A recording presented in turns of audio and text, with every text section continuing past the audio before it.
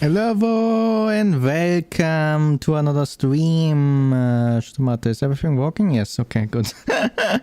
Oh shoot, I forgot to start this one. Okay, yeah, we have some background video while I'm talking as per usual, so you can see some... Oh, they stop spinning! No! Okay, well, it's fine. So we have some Minecraft in the background while I'm talking about random topics, and then we will jump right to the videos as per usual. So how is everyone doing today? How was your day? I can already see some people in the chat. Hello Misty. Hello. Oh no, wait, I think that was from the last time. But yeah, Kevin is here. So how are you doing, Kevin? You got us? What do you mean you got us? No one is here. I don't know. There are sometimes lurkers, but the lurkers are not speaking, and that's fine. No one should be forced to talk, you know. And I will probably add this to my rules at some point as well, you know. Don't force others to talk. Don't be like, not why is no one here, you know. Because it's fine.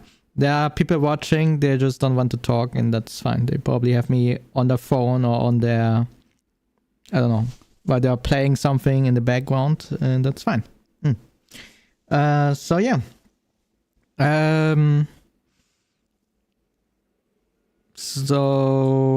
TV, yeah, or TV, something, I don't know.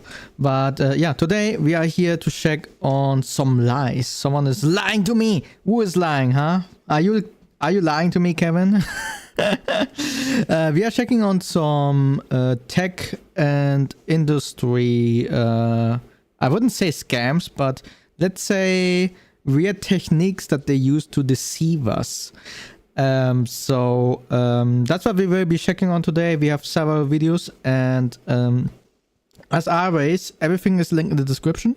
So just like here in this video from Drift Away Ambience, there's like a small description here that you can open, and you can just click there, and then there will be links here. Like instead of this text, there will be links to all the videos we will be checking out today. And then you can go there, you can like the video, you can, I don't know, leave a comment there, you can tell them that you came from my stream. Or you can check out other videos of the channel, you know, or you can even share it with your local Minecraft pet, or this guy over there. You can share it with him, this guy. Do you see him? So yeah. So that's what you can do. Do you have a Discord? Yes, you can also find the Discord in the description. So yeah.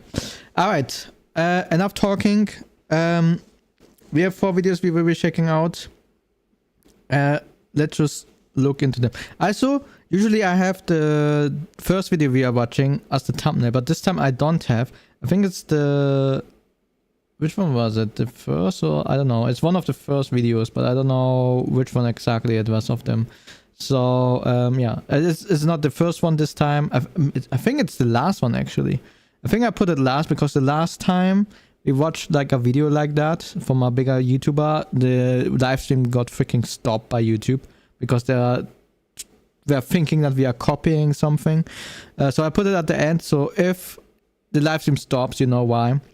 And you know, it doesn't stop while we also have other things that we want to check on. So yeah, okay, let's go. Let's video for today is lies companies are legally allowed to tell you. But before that, Kevin, wait, why is Kevin not showing up?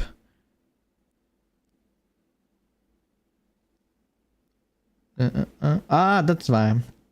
Yeah, don't ask for things like that. Don't ask for things like add me somewhere. My bot is automatically restricting those.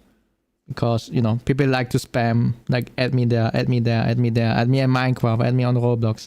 Like, yeah. Don't write it in the chat. Don't do it. Okay, let's go. The first video is from Chill Dude Explains. Lies companies are legally allowed to tell you. So before we get into the other things, we will check what they are legally able to tell us anyway. Like, what can they do? I already know one thing. I know one thing actually, which is really funny. It's from Coca-Cola. or technically any drink that says zero sugar, you know. It's really funny because I was talking about it with a friend because we were talking about consumer goods and things like that. I will not say why exactly, but that's what we were talking about. And did you know that Coca-Cola, just an example, there are also other companies doing that, they are allowed to tell you that there's zero things in it if it's below a certain threshold. Like the zero sugar things are not having zero sugar in it. I think it was they can have in the US you can say that they have no sugar at all in it if it's below 1 or around 1 milligram or no kilogram, I think. Kilogram, so like, you know, it's a good amount still. I don't know. Kilocalories, that was it. If it's below 1 kilocalorie, which is still a lot, it's like 1000 calories, you know. And if they have that, then they are allowed to say it's having nothing in it, even though they have it in there, which is really funny. And in the UK and other countries in Europe, I think it was a little bit less, but they are not allowed that they have nothing in it, but they are allowed to say they have zero in it. They are allowed to say it's zero because they round it down. That's why it's called Coke Zero in Europe. That's why it's called Coke Zero, because that way they can globally market it that way. It's crazy. It's actually crazy. Yeah. So don't trust them. Why am I timeout? Because that was the bond. Because you were writing things that you shouldn't. I explained it already. Okay. Anyway, let's get started. We have some things we have to do after the stream, so let's watch the videos. Let's get right into it. Number 10, picture for illustration purposes only. You know those perfect burgers you see in ads? The ones with the glistening bun, perfectly placed lettuce? Yeah, and then you go to the store and it looks like... Sorry. And that cheese drip that looks like it was choreographed by a Hollywood director? Hate to break it to you, but that burger probably isn't even edible. That cheese is probably a mix of oils and color. That is true. I didn't find your Discord. What do you mean? It's in the description. Do I need to make a tutorial how to open a description? Wait, I'm gonna do it right now actually. And then we will watch the video because please don't stop spamming that you want to join the Discord and things like that. So you go here, like you open, then you click on Linktree, you get here, then you click on Discord. That's it. Easy like that. You click there and then you get invited. There you go. It's not that hard. It is actually not that hard. Okay, let's go. Let's get right into it. Number 10, picture for illustration purposes only. You know those perfect burgers you see in ads? Mentioned, the ones with the glistening bun, like perfectly placed lettuce, and that cheese. The only exception is if sometimes the restaurants, you know, there are some really cheap restaurants that cannot really afford like a fancy menu and they put like pictures in it, like actual pictures that they were taking themselves. Then you know you got to the right place. But if they do some fancy marketing, then usually it's bad. I'm doing fine. How are you doing today? How's your day, Suvoji? Suvoji? I messed up your name. I'm so sorry. Cheese drip that looks like it was choreographed by a Hollywood director. Hate to break it to you, but that burger probably isn't even edible. That cheese is probably a mix of oils and colorants to get the perfect melt without... At least in the US. In Europe, they are not allowed to do this. I'm just saying, you know, I'm not saying that Europe is better, but in Europe, in the Fanta, we actually have real oranges. Did you know? What a flex. It's not 100% chemical. It's actually oranges in there. Looking greasy. Those fresh vegetables, probably sprayed with hairspray to keep them looking crisp. That juicy meat patty, probably raw or barely cooked to maintain that plump look. And those perfect sesame seeds on the bun, they're probably glued on one by one. But it's all legal because of 4 magic words. Picture for illustration purposes only. This little disclaimer is basically companies saying, yeah, what you're looking at isn't real, but we're telling you it's not real, so it's That is true. fine. That is It's true. like going on a date What with the someone who frick? used a 10-year-old Oh, damn. profile picture, but they wrote old pic in tiny letters at the bottom. Companies actually Oh. hire food stylists who get paid six-figure salaries to make food look perfect in photos. These people are like the special effects artists of the food world. They'll use motor oil instead of syrup on pancakes because real syrup soaks in too fast. They'll use mashed potatoes instead of ice cream because real ice cream melts under hot studio Yeah. lights. And that Yeah. milk in cereal commercials, usually white glue, because real milk makes That is cereal true. soggy too quickly. That burger in Also the ad whipped probably cream. took 4 hours to arrange, cost thousands of That's true. And one funny thing about, because we saw this picture over there, usually the burgers are not even like, I don't know about most things, but I saw someone remaking those things. There's some dude who is making like videos about creating commercials for random businesses on I think it was on Fiverr or something, and like they were making a burger at some point, and it was actually like a cake, and that's how they do these weird things, that they are, you know, like a top, they are falling upon each other because it's a freaking cake. Not always, of course. He also showed other examples, you know, when they were putting everything together and shooting it with a slow motion camera and things like this. But often it's just a freaking cake, and they just shape it like it is, and yeah, then they can make it look fancier. dollars to photograph and would send you to the hospital if you tried to eat it. Number Probably, 9, yeah. the serving size scam. Pringles cans say only Ooh. 150 calories per serving. Sounds pretty healthy. The serving size is just 15 chips. Who eats exactly 15 Pringles and puts the can away? That's like going to a movie and leaving after 15 minutes because that's one serving of entertainment. Take That's those healthy crazy. vitamin waters. Yeah. The bottle says 50 calories per serving, but if you look really close, Per there are 2 serving. Do you have this in America? I never saw per serving in Europe, to be honest.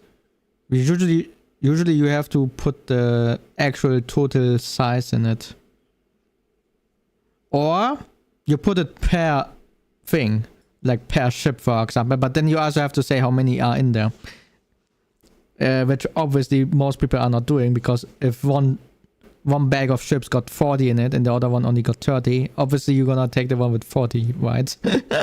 So yeah. Nice to hear that you are having fun. My day wasn't good. What? I missed my interview for PhD. Oh damn, because of lack of trains. Are you in Germany? Are you from Germany? But yeah, I hope it's getting better. You can do it. Maybe you can reapply. I don't know. You can explain them. But yeah, in Germany it's crazy. Like I remember one time, I don't know where I was traveling. I was traveling somewhere, and I was supposed to arrive at, I think it was 16 or 17, you know, 4 p.m., 5 p.m. And I arrived around 7 a.m. the next day. Welcome to Germany, where everything works except the bureaucracy in the train system. Hello Yuki, how are you doing today? How is your day going? 0.5 servings in one bottle. So unless Damn. you're sharing your vitamin water with some friends, you're actually drinking 125 calories. Ben and Crazy. Jerry's list their That's why I only drink my own tea. I only drink my own tea, my leaf juice. Well, it's not my tea. I also buy the you know, the things from companies, the ingredients. But I make it myself, so it's technically my tea, right? And I'm not using those weird, what's the name, these weird tea bags as well. Like I'm not a big fan of them. I'm good. Nice. Their serving size as half a cup. Half a cup is basically 3 spoonfuls. Who opens a pint of Damn. ice cream to eat 3 spoonfuls? That's not dessert. That's a sample at Costco. And the law says, yeah, that's fine. Companies can make up whatever serving size they want. They could say a serving of pizza is 1 pepperoni if they wanted What to. the Spray cooking frick? oil. The label says 0 calories per serving. Sounds impossible. Oil with 0 calories. The serving size they list is a 0.25 second spray. Try timing. What the hell? That's even worse. That's what you can do in the... can you do this in Europe? But yeah, we just talked about this, the calorie things in Coca-Cola, right? Damn. Okay, that is even crazier. I'm pretty sure you cannot do that in Europe, but at the same time, it looks like a nice loophole that people can use. Damn. The train thing is almost as bad as in India. Like 20% as bad. Yeah, in Germany, you don't wanna know. Like, what the people are doing here from the train service it's crazy. Like, for example, last year, like every year we have like a statistic. Actually, let me Google this before I lie to you. Deutsche Bahn Ausfall Verspätungsrate 2025. So last year, okay, where is it? Here. So in the last year, there were, damn, yeah. So in the big picture, 40% of the trains in Germany were not punctual, and the trains still count as punctual if they are 15 minutes late. So if they arrived the last train stop 15 minutes before the thing,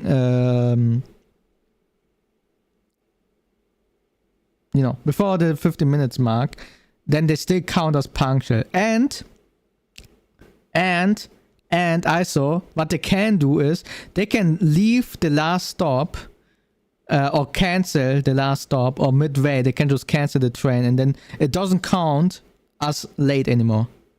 So you have to take this into account as well. This is probably, they were probably punctual in only like 50% or even less, which is crazy. It's crazy. For the original things, it's a little bit better, but the bigger, the actual train tracks, good luck. Good luck. Good freaking luck. Yeah, it's crazy. Germany is crazy. Exactly 0.25 seconds while you're cooking. That's shorter than a sneeze. But they Damn. can legally say 0 because they made the serving size so tiny. Number 8. The up to disappointment. You've seen them everywhere. Save up to 70% off. And up to 1,000 a week. Yeah. Up to, oh yeah, the up to.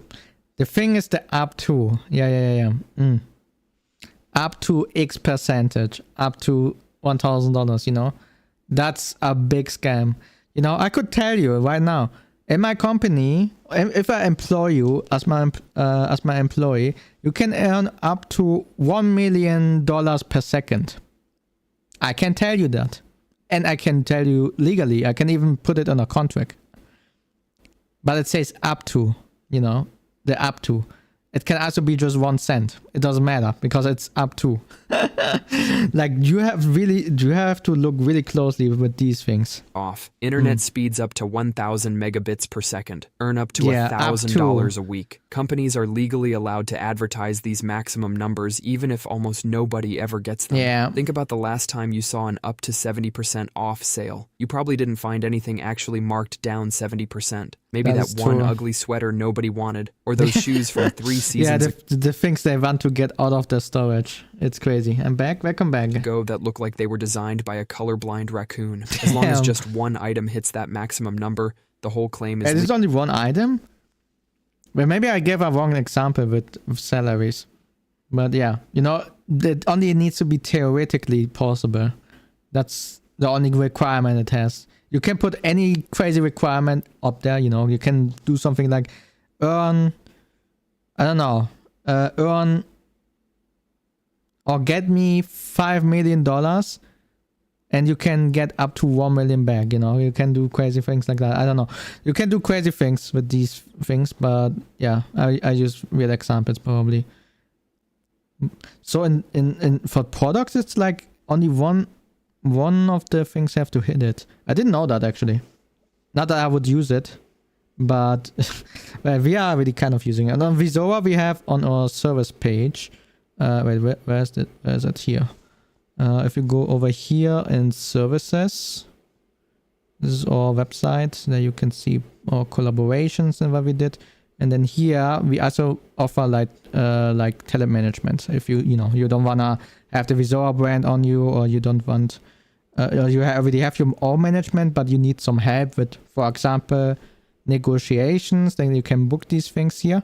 And here it says as well, get up to 2 months for free. It sounds really nice. And then if you go to the yearly, you can see that, the up to goes for the most expensive plan, of course, not for the other ones. So yeah. Okay, let me go back to my page in case someone asks about my height or something. Okay, here we go.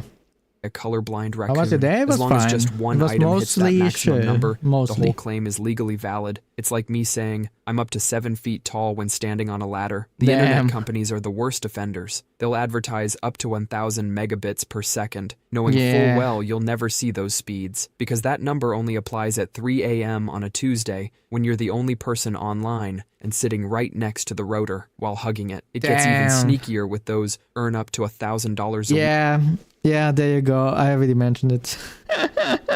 Weak job ads. The fine print usually reveals that the $1,000 Based earner on was a top performer. You don't even need an actual person. You just need to lay out the framework probably to, to make it possible. How possible it is in the end is another question. You can be like, for example, in marketing, earn up to $20,000 a week, but you have to bring me 50 new clients in one day. Something like this, their top performer from 5 years Crazy. ago, who worked 80-hour weeks and was probably related to the CEO, and this is all perfectly legal, as long as that maximum number is technically possible under some circumstance. No matter how rare or unlikely, companies can splash it all over their ads. So next time you see up to in an ad, it's basically corporate code for don't get your hopes up. Number 7, zero trans... Yeah. You can probably expect to have half of it or even less, usually. And unless it's actually stated already there. You saw the Vizora website, right?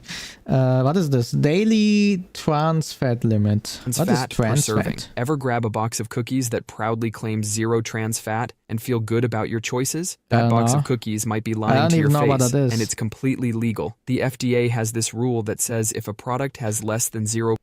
That's what I said earlier. That's what I said with the Coke Zero. That's what I said with the Coke Zero. Yeah. 0.5 grams of trans fat per serving. For freaking, what's the name? For what was the name? For drinks with the sugar, it's even more. It's 1 kilogram. 1 kilogram. Oh no, kilocalories. Sorry. 1 kilocalorie, which is like, I think it's 100 or 1000. I'm not exactly sure, but it's not zero, it is not. What do you like more, Marvel or DC? I don't watch both of them. I don't know. I haven't watched any of them. The only one I know is the movie with Thanos and the others, because friends invited me and I got it for free. So, I was like, oh, I can join with the, with the Infinity Stones, this thing. Yeah, besides of that, I don't know anyone there. So I cannot judge on it. I'm sorry. Companies can round down to 0. Say you're eating cookies that actually have 0.4 grams of trans fat per serving. The label can legally say 0 trans fat, but the serving size is just 2 cookies. Nobody eats just 2 cookies. If you eat 8 cookies, that's 1.6 grams of trans fat you didn't even know you were eating. The American Heart Association says you shouldn't eat more than 2 grams of trans fat per day. You could blow your entire daily limit on a 0 trans fat snack. That's Look at the ingredients list. crazy. If you see partially hydrogenated oils anywhere, that product has trans fat, no matter what the front of the package claims. It's like dating someone who says they're totally over their ex, but still has all their pictures saved. Number 6, the outlet store MSRP. You know that designer jacket at the outlet mall that's... Uh-oh. Uh-oh. I'm using this on our website for Komoribi. No, do I have to be scared? We have the right now what we have is the MSRP price, and it's crossed out, and then you see the price that we are offering. Uh-oh. Do I need to be scared? 70% off. The one with the price tag showing it was originally $400, but now it's just $120. Yeah. That jacket was never $400. In fact, it was made specifically for the outlet store. It was designed to be sold at $120 from... Wait, but the MSRP was isn't it calculated by the average? Like when I went to my distributor, vendor, distributor, we get those numbers and we get like a value from them. Like what do people usually sell this for? And I'm using this number. Wait. Day one. Can you just randomly make it up? That would be crazy if you can just make it up. But I thought there are rules for it. Companies are legally allowed to slap whatever original price they want on that. Wait, really? I did not know that. I actually did not know that. I actually went... I went the safe route. I was like, okay. Probably something someone can sue me for if they find out it's not actually that cost. So I just used that what they gave to me. That tag. They can literally make up a number and Wait, what? it's perfectly legal. Imagine if I tried to sell you a sandwich by saying, hey, this sandwich was originally $500, but for you, special price, just $15. You'd laugh in my face. But when designer brands do essentially the same thing, we fall for it every time. Many brands have separate, lower-cost production lines for their outlet stores. They use cheaper materials, simpler designs, and faster manufacturing processes. So that designer jacket you're looking at is not the same jacket you'd find in their regular stores. It's like getting a movie sequel that went... That is crazy. That is crazy. Damn, I did not know that, actually. You can just make up the price? Now I'm thinking about removing it, because... But I don't know. I think it's still a good guideline, you know, because otherwise people don't have a reference and they don't see how good or cool prices are. Shouldn't this be illegal? Apparently it's not illegal. Like what I'm using is, you know, we have Komorebi. In case you don't know Komorebi, it's our upcoming merchandise brand. It's the work in progress, but if you go to our website, you can see it here. It's coming in about 50 days. And it's our upcoming store. And what we are doing over there is that, well, the price for the MSRP, we are using what we got from our vendors, like what they told us, what the other merchants, you know, that are selling the same products somewhere else, what they are selling it for. Because I think it's a nice orientation for us to see what's wrong about the price that others are putting it for. And at the same time, we can show that we will put it at a lower price for our cool community, you know. But I don't know. Now I'm thinking about removing it because it seems like I don't want to make it look like a freaking scam. Because some of the products are quite expensive, actually. Like, we have, for example, hoodies, and they usually go around $70-$80 at the moment. I'm still negotiating on some of those things, by the way, but you know, it is what it is. Like the production cost is also around the same value. Like as of now, from the hoodies, we are getting the least amount of profits because we are trying to make it on a price where, yeah. People can still afford it. It's a good quality and everything, but the issue is more like, you know, I don't want to sell a product for $70-$80. That's my issue. If it would be a backpack or something, then sure. But backpacks are, you know, you use them probably more regularly than the hoodie that you put into the wash every couple of days. Yeah. And straight to DVD. Damn. Same name, lower budget. Damn. You can't get a discount on a price that never existed. Number 5, the free trial trap. You scroll through your bank statement and notice weird charges. You're still paying for a meditation app you never use. A streaming service you're sure you canceled, something you don't even recognize. This is the free trial trap, where companies legally pick your pocket with your own permission. First, they hit you with the magic word. Yeah. They don't notify you about it's running out, and then it's just booking. Free. Then comes the catch. I had this like 1 or 2 times, but usually I'm really careful with these things because I'm like, Yeah, I don't know. There was also I don't know if this still exists. I haven't used them, but there's some provider which can give you a new card for everyone you are making a subscription of, so that, you know, if you don't need it anymore, you can cancel the card and make sure they don't book it from you anymore. Or if it's free, they don't book anything, you know. They do the card check thing, and then afterwards there will be nothing. Hi, it's Gigi. Hello, Gigi. Do you love me? Are you writing? Are you? I don't know if there's something after that. How are you doing? But yeah, I'm doing fine. Hello, Cad. How are you doing? How is your day going? Yes, a sub because I love your outfit. Thank you. Thank you. Thank you. Arigato. Thank you. I also like, I think this is your cat in your picture. Is it your cat in your profile picture? I'm fine. Nice. Okay, let's continue. Enter your credit card for verification purposes. They know that once you put in those 16 digits, you're basically sending your future self a bill. Yeah. These companies have done their homework on human psychology. We're more likely to remember our...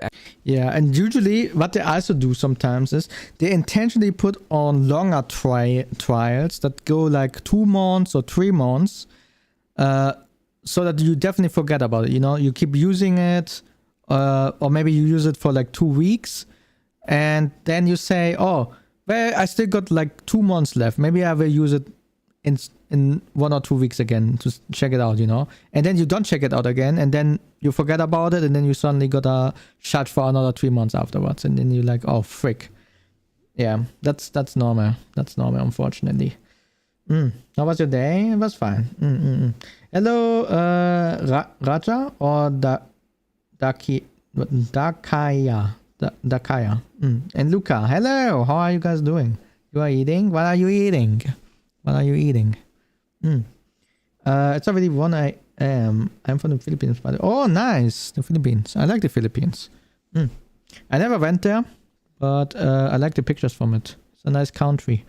From the looks of it. I don't know about the government or things like that, you know, but yeah. But you should go to sleep, cat.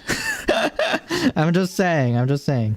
Okay, continue with the video. X's birthday, then when our free trial ends. And they're counting on that forgetfulness like a casino counts on drunk gamblers. Trying to cancel one of these services is like trying to break up with someone who won't take the hint. You click cancel subscription, and suddenly you're in a maze of pop-ups. They ask if you're sure you want to miss out. They offer 50% off to stay. Meanwhile, signing up took exactly 2 clicks, and it's all perfectly legal. These companies can bury the auto-renewal info in a 50-page terms of service agreement written in lawyer speak. They can make the cancellation button smaller than your ex's heart. There's no such thing as a free lunch.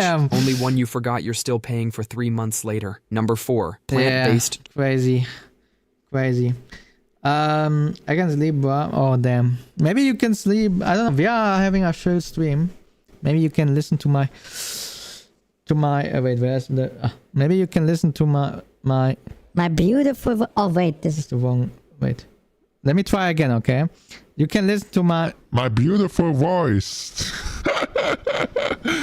You can listen to this, and then you can go to sleep. Okay, let me... Wait. Is it working? Yeah, I think it's back. Wait, is it back? No, it's back. Okay.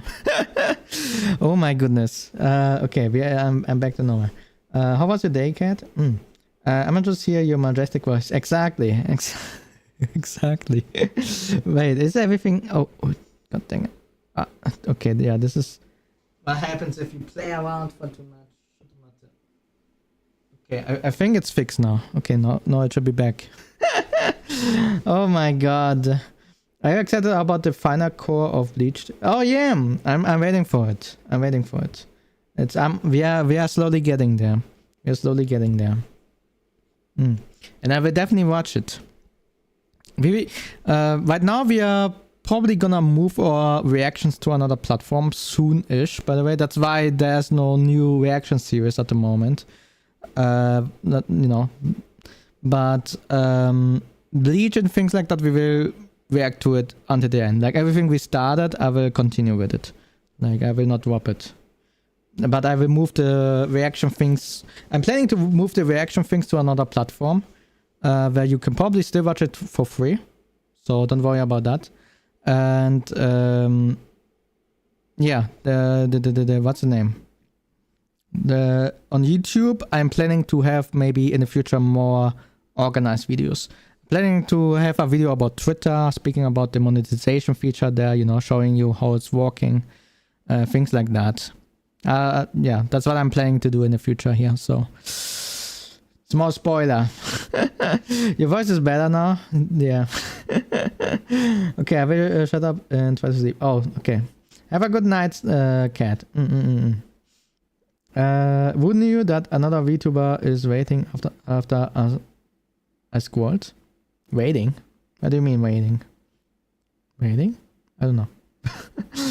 But yeah. Okay, let's continue. What is this plant-based? This is interesting for me because Komoribi is an eco-friendly brand. Junk food. Companies are legally turning junk food into health food with 2 words. Oh, yeah. Yeah. I don't remember the exact regulation on this, but I think if they have at least one plant-based ingredient in there, which could only be like a single corn of something, they are allowed to use that. I think it was something like that, something really sketchy. But let's listen to it before because I'm already spoiling what's happening. Plant-based. Those Oreos in your pantry are technically plant-based. They're made from wheat, cocoa, and palm oil. All plants. Congratulations, you're eating a salad. Companies can slap plant-based on pretty much anything that came from a plant. High fructose corn syrup comes from corn, which is a plant. Oh, that's how it was. Okay, well, I was lying to you as well. I'm so sorry, guys. I will do my ukulele video tomorrow. Okay. Logic, your soda is basically a vegetable smoothie. There's this company selling plant-based gummy bears. They advertise them as a healthier alternative to regular gummy bears. I saw the first ingredient. I never bought them though, because I don't really eat sweets, man. I don't know. I don't really eat them. Is organic cane. Are you getting proper sleep?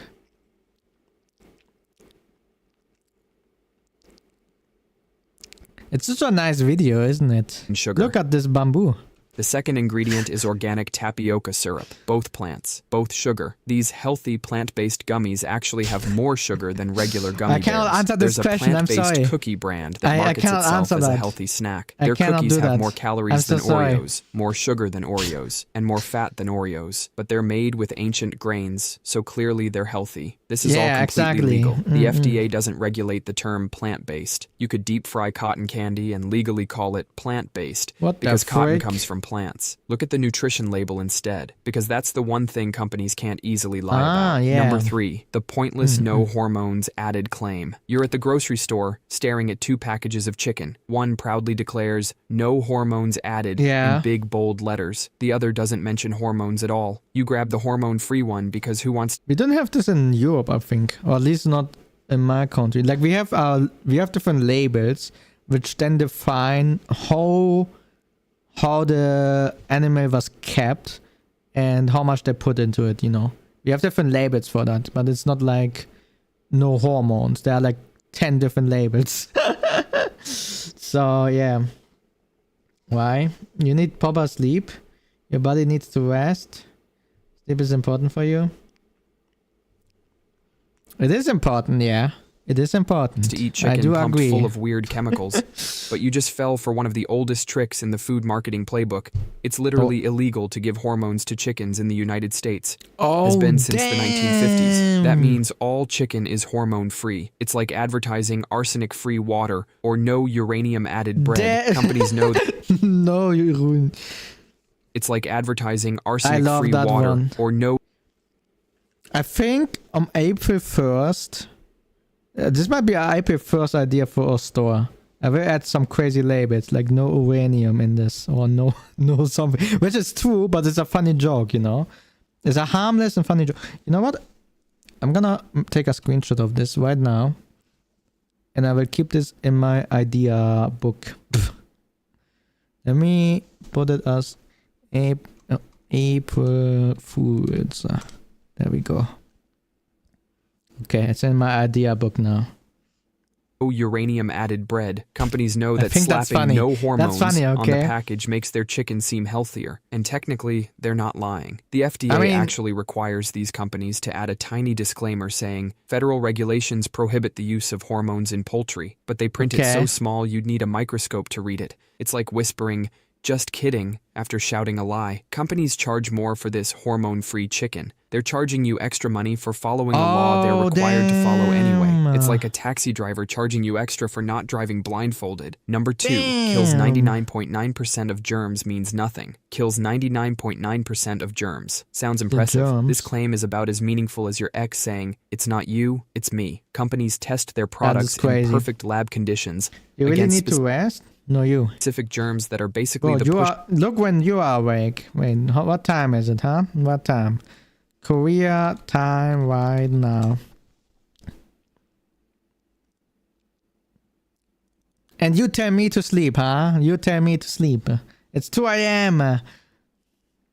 pushovers of the bacteria world. Imagine you're bragging about being undefeated in boxing, but you've What the only fought frick? against inflatable arm-flailing tube men. Meanwhile, the really nasty stuff, I'm the good, I'm not bacteria sleepy. equivalent of Mike Well, Tyson, same for me isn't then. even Same invited for to the me. fight. The surface is perfectly clean, the temperature is just right, and they leave the product on for way longer than you ever would in real life. It's like testing a car's fuel efficiency while rolling it downhill with a tailwind. It's like saying, our security damn. system Wait, stops can companies do that? 99.9% of burglars.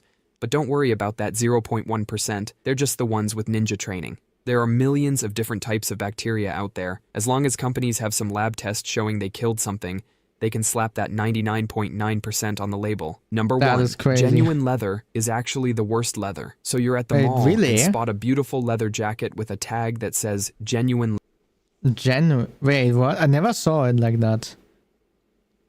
I saw real leather. But there's probably a difference in these, right? Or is he talking about that? leather. You think, wow, this must Yeah, the leather is usually the worst one, the original one, in my opinion, because it's organic. Organic material is rotting away, and it's taking a lot of hints over time that it's already past its own lifetime. So yeah. Hello, Slaya. How are you doing today? We got another cat. Damn, so many cats today. must be the real deal. That genuine leather label is actually a warning sign that you're about to buy the hot dog of the leather world. Hot dogs are made from all the leftover What the parts that frick? nobody wants to think about. That's basically what genuine leather is. It's the lowest quality leather you can legally call leather. At the top, you've got Oh. full grain leather. That's the filet mignon of leather. Below that is top grain leather. Think of it as a nice ribeye steak. Then, far below, you get to genuine leather. That's your mystery meat hot dog. This grade is made from the bottom layers of the hide, which are sanded, buffed, and painted to look like higher quality leather. Oh, Sometimes damn. companies even take leftover leather scraps, grind them up, mix them with chemicals and glue, then press them together into sheets. That's Companies know crazy. that most people think genuine means authentic or high quality. Nah, no, it's like probably putting not. real food on a package of gummy bears. The craziest part is this is completely legal. These companies can slap genuine leather on their products and charge premium prices. Meanwhile, the material itself can start Damn. peeling apart faster than a sunburned tourist. Yeah, that's why you don't buy these things. I don't know. I never buy leather in general, to be honest. Usually I use like cotton or something like that. Also because this material is softer. Do I have any leather here? I have polyester, which is basically plastic. But I don't think I have any leather products. Like I had leather products in the past. But since it came from animes, at some point I was like, okay, no, I don't wanna do this anymore. You have two simultaneous live streams going on at the same time on YouTube. I just noticed one for shorts and the other one for normal videos. I've never seen anyone do that. Cool. Thank you. Yeah. We have one for your phone, basically. So, you know, if you are watching on your phone or tablet, you have a preferred view where, you know, you don't see the tiny mini chat somewhere in a corner. And then we have the horizontal chat where everything is, yeah, normal. Kind of normal, yeah. It's so everyone can watch what they prefer, you know. And welcome back, Cat Bread as well. Welcome back. Now we have both cats in the chat. I have pizza. Who is eating pizza at 2 a.m.? You always eat at such weird times, Yuki. You should watch your eating habits.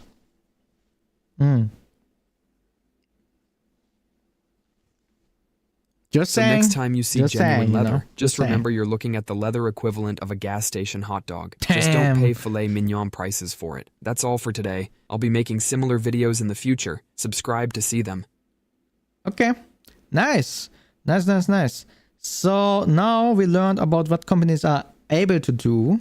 So I'm not And after that, we can look into a video from Vox. And it's called The Lies That Sell Fast Fashion. So we will probably talk about Shein. Which other brands are there? I don't know so many fast fashion brands, to be honest, because I don't use them. Like, usually when I buy something, I use it for, you know, it's usually I go for a little bit more expensive product when I know it will last for the next 3-4 years, you know. That's what I usually go for. So I don't have fast fashion things, but I think there's definitely Shein. Does Temu? No, Temu is not a fast fashion brand.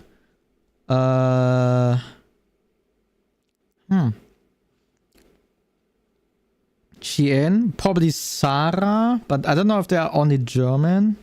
H&M, maybe. I don't know. Okay, you are more fashionable than I am. What fast fashion brands are out there? Your favorite? What? I'm joking. Oh, okay. What fashion? Actually, maybe I can just Google probably. I mean, Shein definitely. Fast fashion brands. I'm just sad, so I'm listening to sad songs. Damn. Yeah, Zara is international. Okay.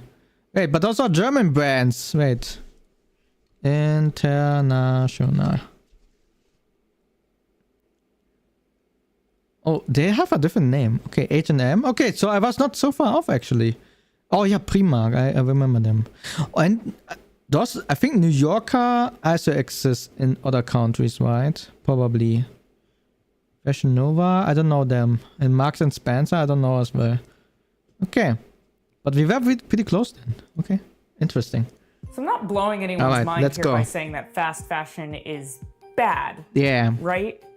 Yeah. I'm pretty sure we've read all those articles and watched all those videos before. Yep. But then at the end of last year, I saw the viral TikToks Fashion where Nova, 6 you know them. influencers were invited to go to Shein. Instead of doing, I think, what Shein intended, it really undermined the credibility of the Shein is so crazy and they steal so many designs. It's impossible to sue them because you cannot look at all the designs they are stealing. I don't know if they still do the same thing, but back then when I heard about them, they were releasing, I think it was around about 1,000 designs every single day. Like, who is supposed to check on all of that? Like, what the frick? What the hell? brand. And That's like how many? Wait, how many? How many seconds? Oh, let's go with minutes. How many minutes does they have? Let's make it easy for us, and then I'm gonna use a calculator. Oh, 1,000. Okay, yeah. Okay, never mind. We don't even need a calculator. That's about, yeah. That's round about every, let's say, 30 to 40 seconds. They are making a new design. Like, bro, there ain't no way. There ain't no freaking way. made it look like they had something to hide. But if so many of us understood that this was a publicity stunt, how do we explain Shein turning a $30 billion annual profit? Yeah. Or Damn. how Temu was able to afford a Super Bowl ad? What the frick? What is The that? rise and wild success of these companies can only mean one thing. We're still buying from them. Yeah. Why? Unfortunately. Yeah, why? Why, people? Why are you doing that, actually? Don't buy things that only last for like 2 or 3 weeks. It's bad for the environment. It's losing you money. It's breaking quickly. You know, it's only having... it's having like 10 times the downsides of upsides it's having. Like the upside, the only upside is, okay, you are trendy, maybe you are looking a little bit cool, you can try out a new look. That's about it. Then the bad things. It's hurting your body because there are chemicals in these things that are actually bad.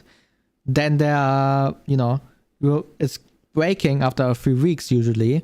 It's gonna be thrown somewhere randomly. And then it's gonna be burned. It's gonna swim in the ocean, or it's giving to random people who are then isoburning it.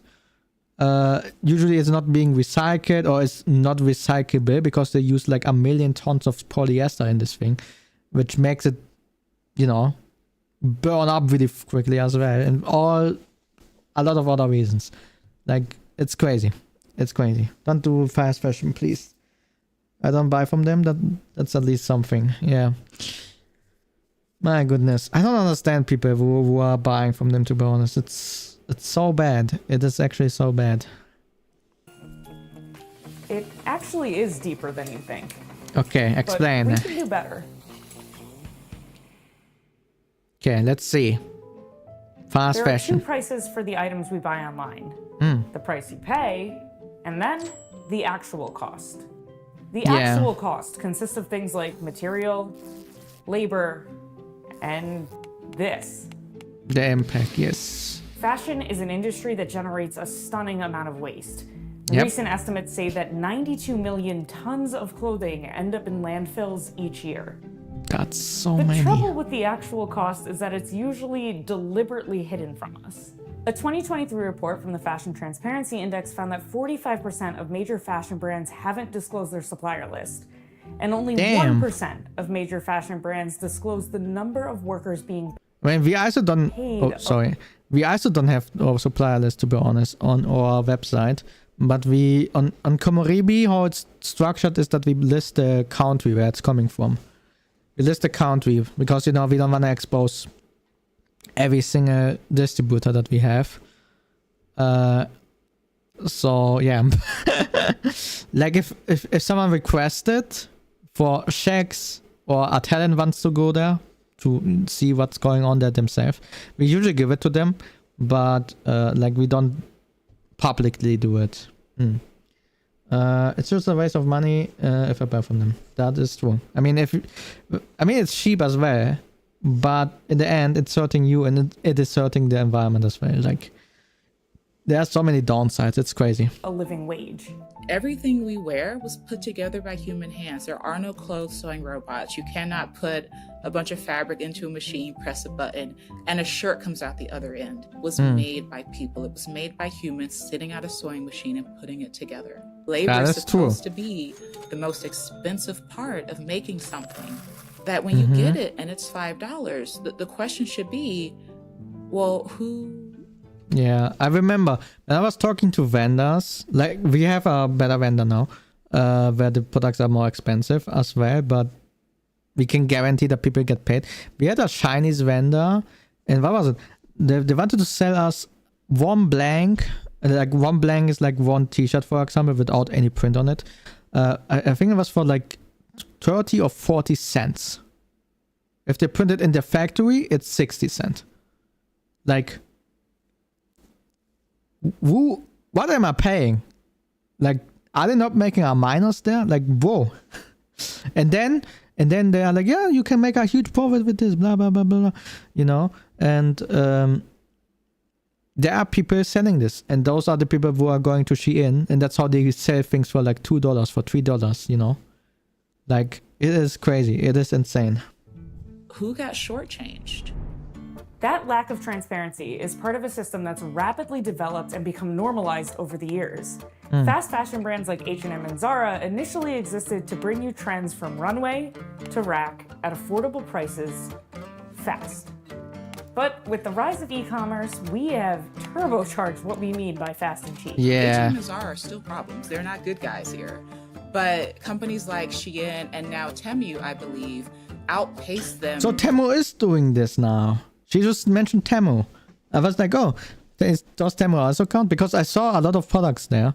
Well, I saw them, I say, but I I looked on it one time because I received like a sponsorship from them, and I was like, no.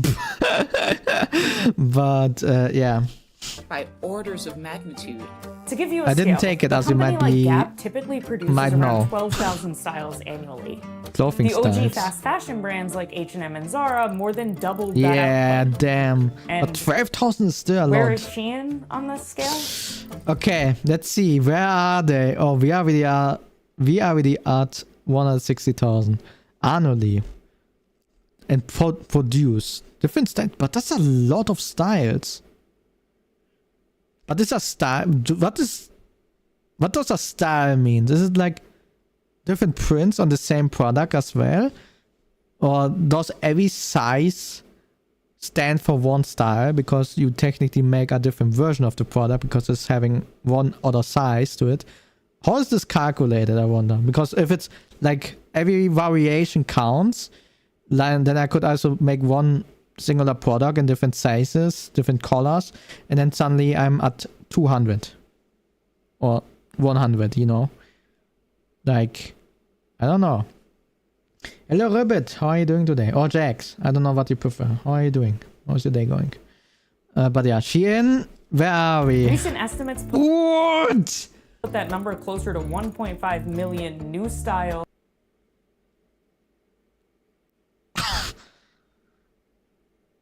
That's even worse than I expected. Like I mentioned earlier, the 1,000 per day, but that's even crazier. What? Each year. Styles, not items. Okay, thank you for the clarification. Styles, not items. That's what I was asking for. What the frick? What the frick? Who's this? This is Vox. You can check out their channel. Every video we are watching is linked in the description. But the current one is from them, Vox. They are doing different documentaries and like, knowledge videos. So if you want to get away from brain rot, I can definitely recommend them. They also do shorts, but not in the brain rot format. So yeah, if you like some knowledge, you can check them out. They are really nice. So what can we do about it? Fast fashion actively takes advantage of us in a few ways. Okay. Let's talk about the misinformation machine, starting with this gear. Companies have conditioned and confused us about how much we should have in our closets and how long it should stay there. How much do I have in my closet? Wait, 1, 2, 3, 4, 5. I think I have like 6, maybe 8 pairs of pants.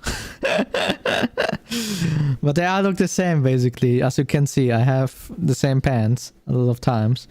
Then I have, I think like 3 or 4 pullovers. Pullovers like the, pull over. And then I think I have like 3 or 4 hoodies as well. Maybe 5. And I got a lot of shirts because I was getting gifted from companies. You go to events, you get one for free. Those kind of things. I got like 20 probably of those. Then I got a lot of socks and then a good amount of underwear as well. And I think that's it. Yeah. I mean, I have different travel bags as well, but I wouldn't count this as item that I wear. Yeah. And I have a beanie. I'm wearing it right now for the VTubing because my hair got longer again, so it doesn't interrupt with my face and I get crazy movements with my eyes or something. That's why I'm wearing it during stream. So yeah, okay, let's continue. The amount of money we spend on I wonder clothing what the average has is. actually dropped quite a bit in the last really? decade. That's and good. the That's nice. quality has also dropped. So Oh, not only are that's workers bad. being exploited, That's bad. but the items we're buying are not lasting as long. This sucks for everybody. Now, it's hard to justify spending significantly more when you're used to Yeah, that's what I said. Like $80, for a hoodie. That's what I mentioned. That's exactly what I mentioned. Yeah, it's not the best price. We are still trying to get them down. Maybe check on other people as well. But at the same time, you know, how are you gonna justify someone's labor? Like someone was sitting there for a full hour or longer, putting everything together. You know, and then you also have material and other things, so... Paying less. Yeah. But the truth is, those pricier items will last longer. One way to go about breaking this gear is to set strict limits on purchases. Tell yourself, okay, I'm only gonna buy 2 new items over the next 3 months. What do I want them to be? Only 2? What do you mean only 2? Isn't this a lot? This sounds like a lot to me. Only 2 items in 2 months? I just listed everything I have in my shelf. And that's what I've been wearing in the past 2 or 3 years, probably. I mean, there were some additions every now and then. Or, you know, replacements. But it's around about the same number, usually. Does this sound impossible? Let's look at why by analyzing these 2 other relentless gears. This one I maybe buy like 2 to 3 per year, not per every 2 months. consumption problem. And that's why crazy. Timu's tagline is "Shop like a billionaire." Oh, okay, yeah, there's Temu. We're buying more than ever. In 2018, the average American was buying 68 new items of clothing each year. Damn! And at that time, Shein was only valued at $2 billion. What Today, the TikTok frick? is a huge culprit for trying to convince us that we just need more all of the time. Wait, if every product costs like $3 and she made a $500 thing, she bought like over 100 products, what do you do with them? Do you eat them? Like what the heck? You put them on a fire for the summer to grill your hot dogs? Like what the hell? Hello Kiki. What the frick? I spent $900 on Shein. How? So I kind of went crazy on I went on Shein to buy a few things and ended up buying 40 things. That Are you out of your freaking mind? is a new phenomenon. The notion of the hauler who's a regular everyday person who's been watching influencers and seeing what they buy, What the getting frick? dozens of outfits very cheaply, often, for just a few dollars, with the intent Wait, there was a very, a very price there. cheaply, often, How much for was just a few dollars. Australian dollars. What is Australian dollars? AU dollars. 20 AU dollar in euro. 12 for a sweater. What the frick? With the intent Are you of angry not with someone? I'm angry at Shein. Like, what the hell are they doing? Why are people buying wearing this? them very long, with the intent I don't of understand. throwing Wait, isn't she wearing the same?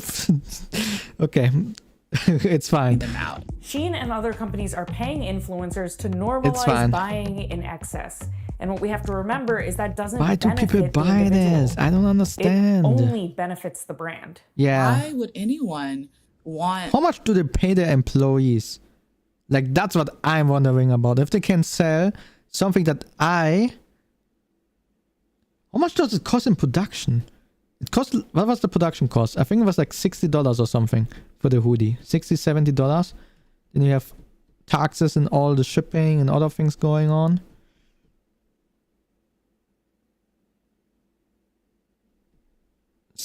Was it 65 to 70? Something around these price ranges. How do they sell it for 20 as final cost? Unless the taxes are not in there. I don't know. to make it a goal to consume like a billionaire, like knowing how it's not possible for someone to be an ethical billionaire. Why would someone still aspire to want to the imitate hell? that behavior? The first step in shutting down this gear is blocking the haulers. Curate your timeline and algorithm away from these things that only make you want to buy. The second step is recognizing that companies like Shein don't care what you want to wear. They make billions because That you is crazy. don't know what to wear. You feel that there's something lacking in your That wardrobe is if you don't have the crazy. latest trend. The answer to that is to figure out what your style is and then shop around your style. Then that way you will always have something that you want to wear in your closet. That is true. Impulse buys are a huge That is source true. for bread. One study done in the UK found that 60% of consumers regretted a clothing purchase in the past year. Damn. We Yuki doesn't need to buy slow his down. stuff. Changing those That's two nice. habits isn't easy, but you can give yourself some grace and time. And when things get really difficult, you can think about this final gear, which is incredibly strong. Okay. That total lack of transparency, No transparency. being used to manipulate you. We Damn. don't want to believe the choices we make are unethical, but once you pull back that curtain, you can stick by the conviction that the true cost is not justifiable in any sense. I don't fault people for not knowing. I do fault people for knowing and then not caring. That's fair. Of course, it's not entirely on the consumer. Legislatures in the US and Europe are trying to crack down on some of these larger environmental issues and labor practices. In the meantime, you can take comfort in knowing that our dollars do have power, and we ultimately decide where they go. You should think about clothing the way Yeah, I mean, just don't buy there. I mean, it's not so hard, right? people have done for millennia, which is something to hold on to, something to treasure, something to take care of, something to make deliberate decisions about. That means the next time someone tells you to shop like a billionaire, ask yourself, do you really want to? Yeah. Or do you need to? This shouldn't be a hopeless conversation. I want people to have clothing that they enjoy. I want people to have a closet full of things they love. Wanting people to make better choices isn't about depriving them of beauty What? or things they She will enjoy. go to the It's mall about and wanting buy her people to stuff. be more I mean, it deliberate depends so which that shop they you go can in, be right? surrounded I mean, by Shein is garments also that they having feel mall are the shops. truest expression of who they are. I think. At least they have here. But damn. Okay, and then there's something Shein specific there as well. But yeah, this was a quick thing about... Wait, was... Okay, I thought that I made this the last video. Okay, interesting. So the next video is the one that I was actually a little bit afraid of. It's from Mr. Who is the Boss and Marcus Brownie. And they made a video about how tech companies lie to you. So we will see now how they lie to us. What could Apple possibly hide from us, right? It's fine. I will not crash out. It's fine. Okay. I was about to crash out, but it's fine. Let's just watch the video. So, yeah, this is, I think this is, 24 minutes long. So it's a little bit longer, but both of them are high quality channels, I would say. Like they produce their content in a really high quality. They have really high quality standards. So I believe this will be a good one. And we will check it out. Hello, Keto. How are you doing today? Let's get started. Tech companies have, I think, reached peak levels of deception. You will see incredible headlines everywhere you look. But as 40% soon as you peel faster. back the clever wording, Oh, the up to. We had this in the beginning. Don't listen to the up to. Don't listen to that. Don't listen to that. take away the hidden In specific oh. Damn. asterisks and you remove the sneaky This is 3 manipulation of years data, ago. you realize that Damn. never in history That's has crazy. such little change been sold to us as if it's so much. So Yeah. I've teamed up with Marquez from MKBHD to show you how they get you. And I feel like we have to start with the magic new catch-all term of the Up tech to. industry. Up to. I knew it. I freaking knew it. I knew it. We're gonna do this first. We're gonna do that one first.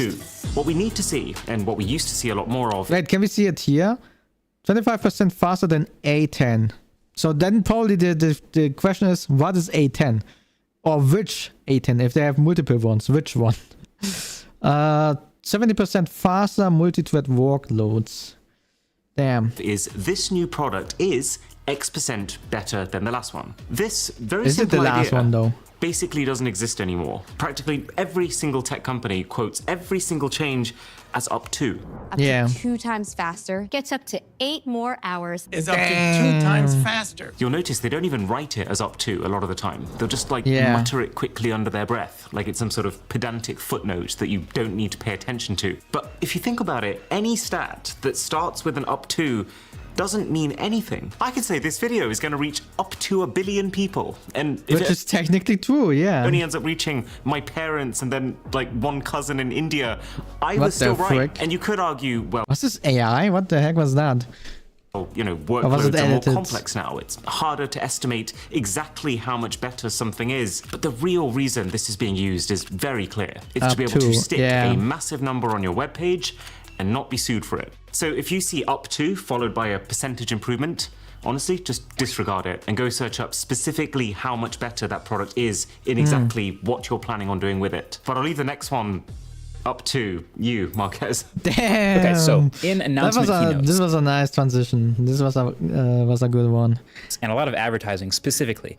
A lot of companies like to do this thing where they combine a bunch of different specs from different versions of the same product into one page, creating what and then you need to, most people don't make the effort to look up the other aspect.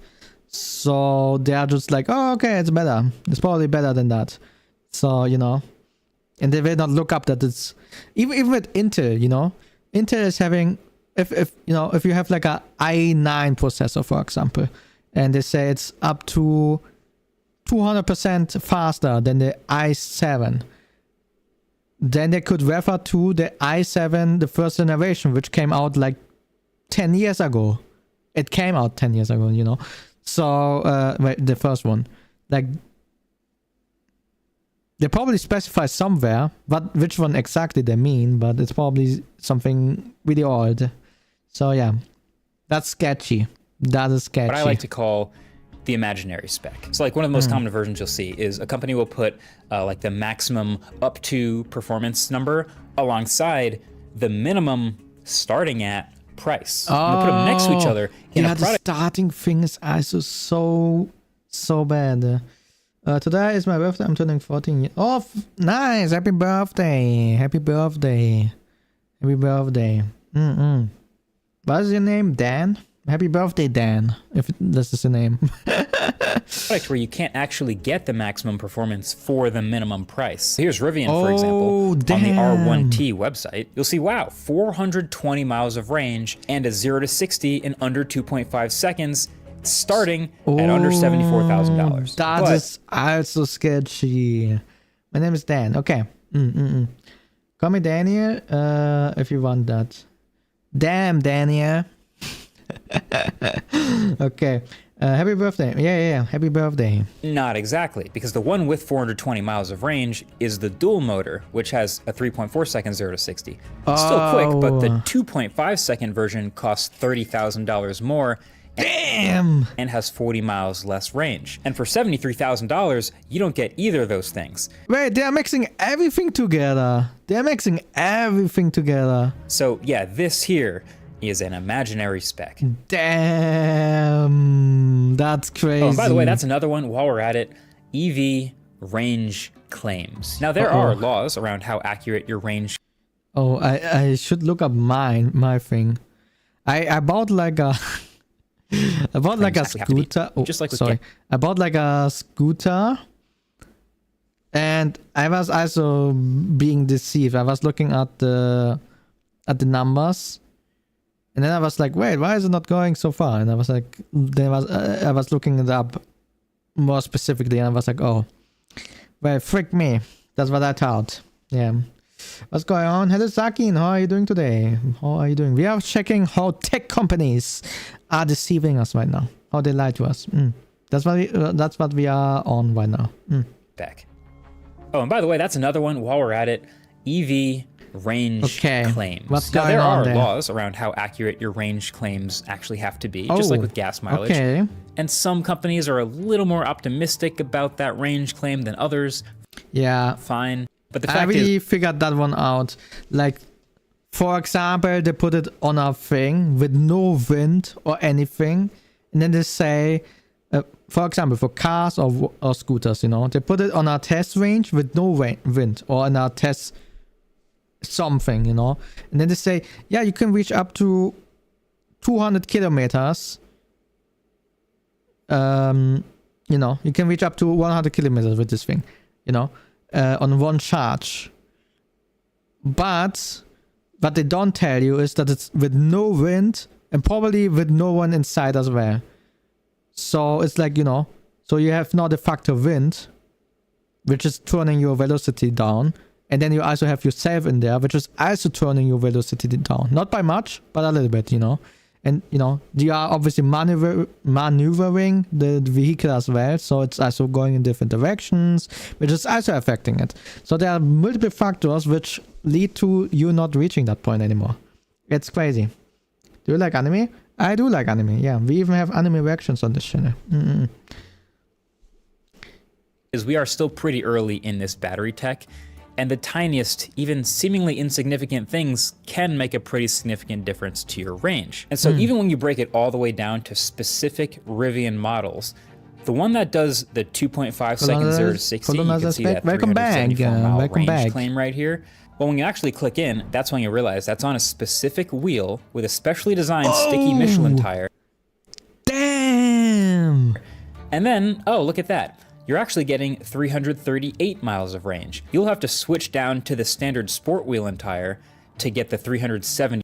Damn, that's even worse. Colonizer. That's crazy. Why is it crazy? How old are you? I'm 1,000 something years old. I don't remember. I'm sorry. But I'm over 1,000 years old. Over 1,100 years. That's what I remember. I'm older than 1,100 and younger than 1,200, I think. I think it was something like that. I don't remember. Forgetful. You can forget those things. It's fine. 74 miles of estimated range. So I'm yes, even this here that's me. was an imaginary spec. And I promise you, Rivian is far from the only offender in the world of cars and in tech. And if you thought that companies exaggerating their specs to seem better than others is a problem, then how about when companies just invent entirely new specs so that you can't even compare them to others? When companies start to build loyalty, they want to be able... Invented? Wait, what can they invent themselves? Rio, does your mountain have hot leaf juice?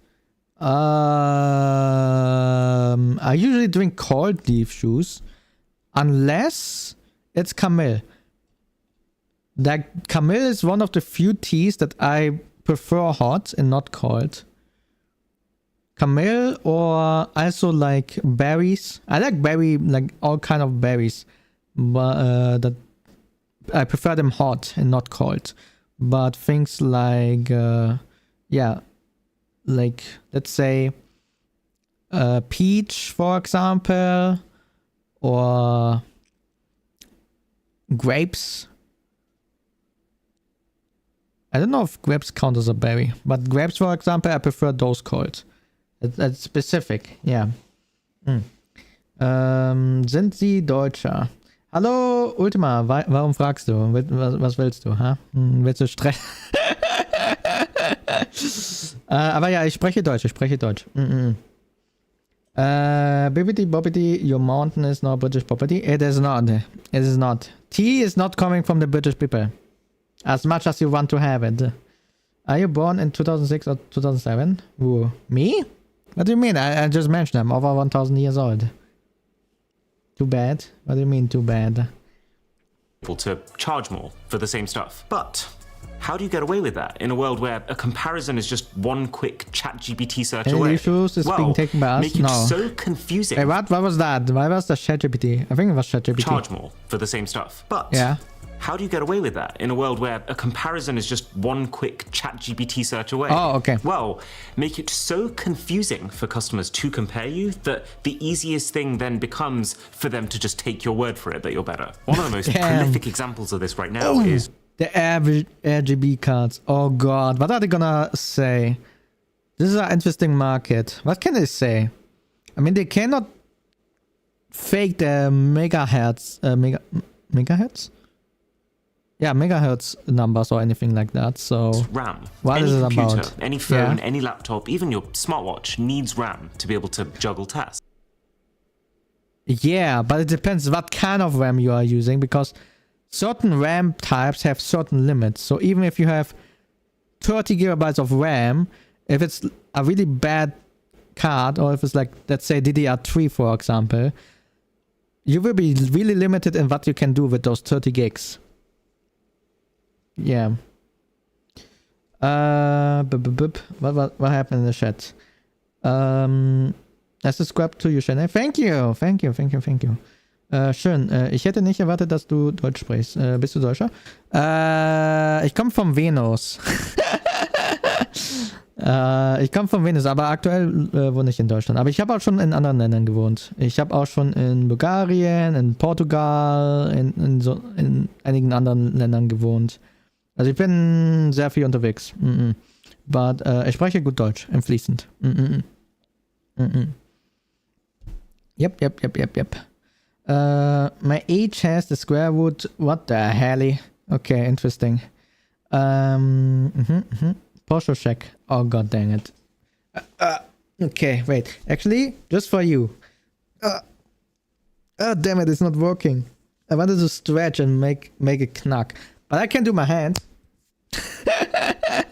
I'm sorry for anyone who don't like this. That was knacking, finger cracking, ASMR. Damn. I'm born in 2012. Okay, nice. What's your rank on the strongest dragon list? I don't know. I don't really battle, but I can make fire. Many dragons cannot do that. Look, fire. And I have a sword. I'm good with a sword. I did posture check. Yeah, I just did it. I'm a good posture. Oh my god, I cannot speak. I'm from Mars. Fair enough. And do you have 500 million power on Wise King? Yeah, exactly. Kaboom, ja. Ich bin Australier und ich kann ein wenig Deutsch, aber ich war schon in Berlin und Münster. Oh, nice. Ich mag nicht wirklich Berlin. Ich denke, Berlin ist eine sehr graue Stadt, to be honest. Wenn du in einer guten Stadt gehen willst, kannst du vielleicht Hamburg probieren. Hamburg ist eine schöne Stadt. Hamburg. Im Süden gibt es sehr viele Städte. Ja.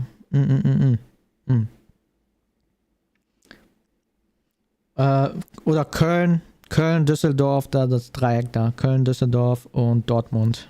Die sind auch ganz nice.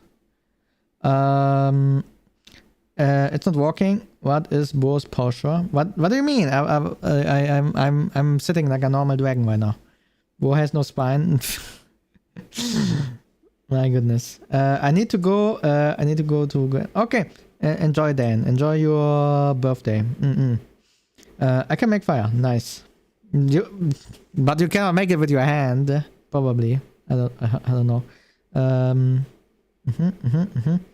Spineless dragon. Boneless dragon. I have bones, but it was just not working when I was trying to stretch. I was doing my stretches and there was no sounds.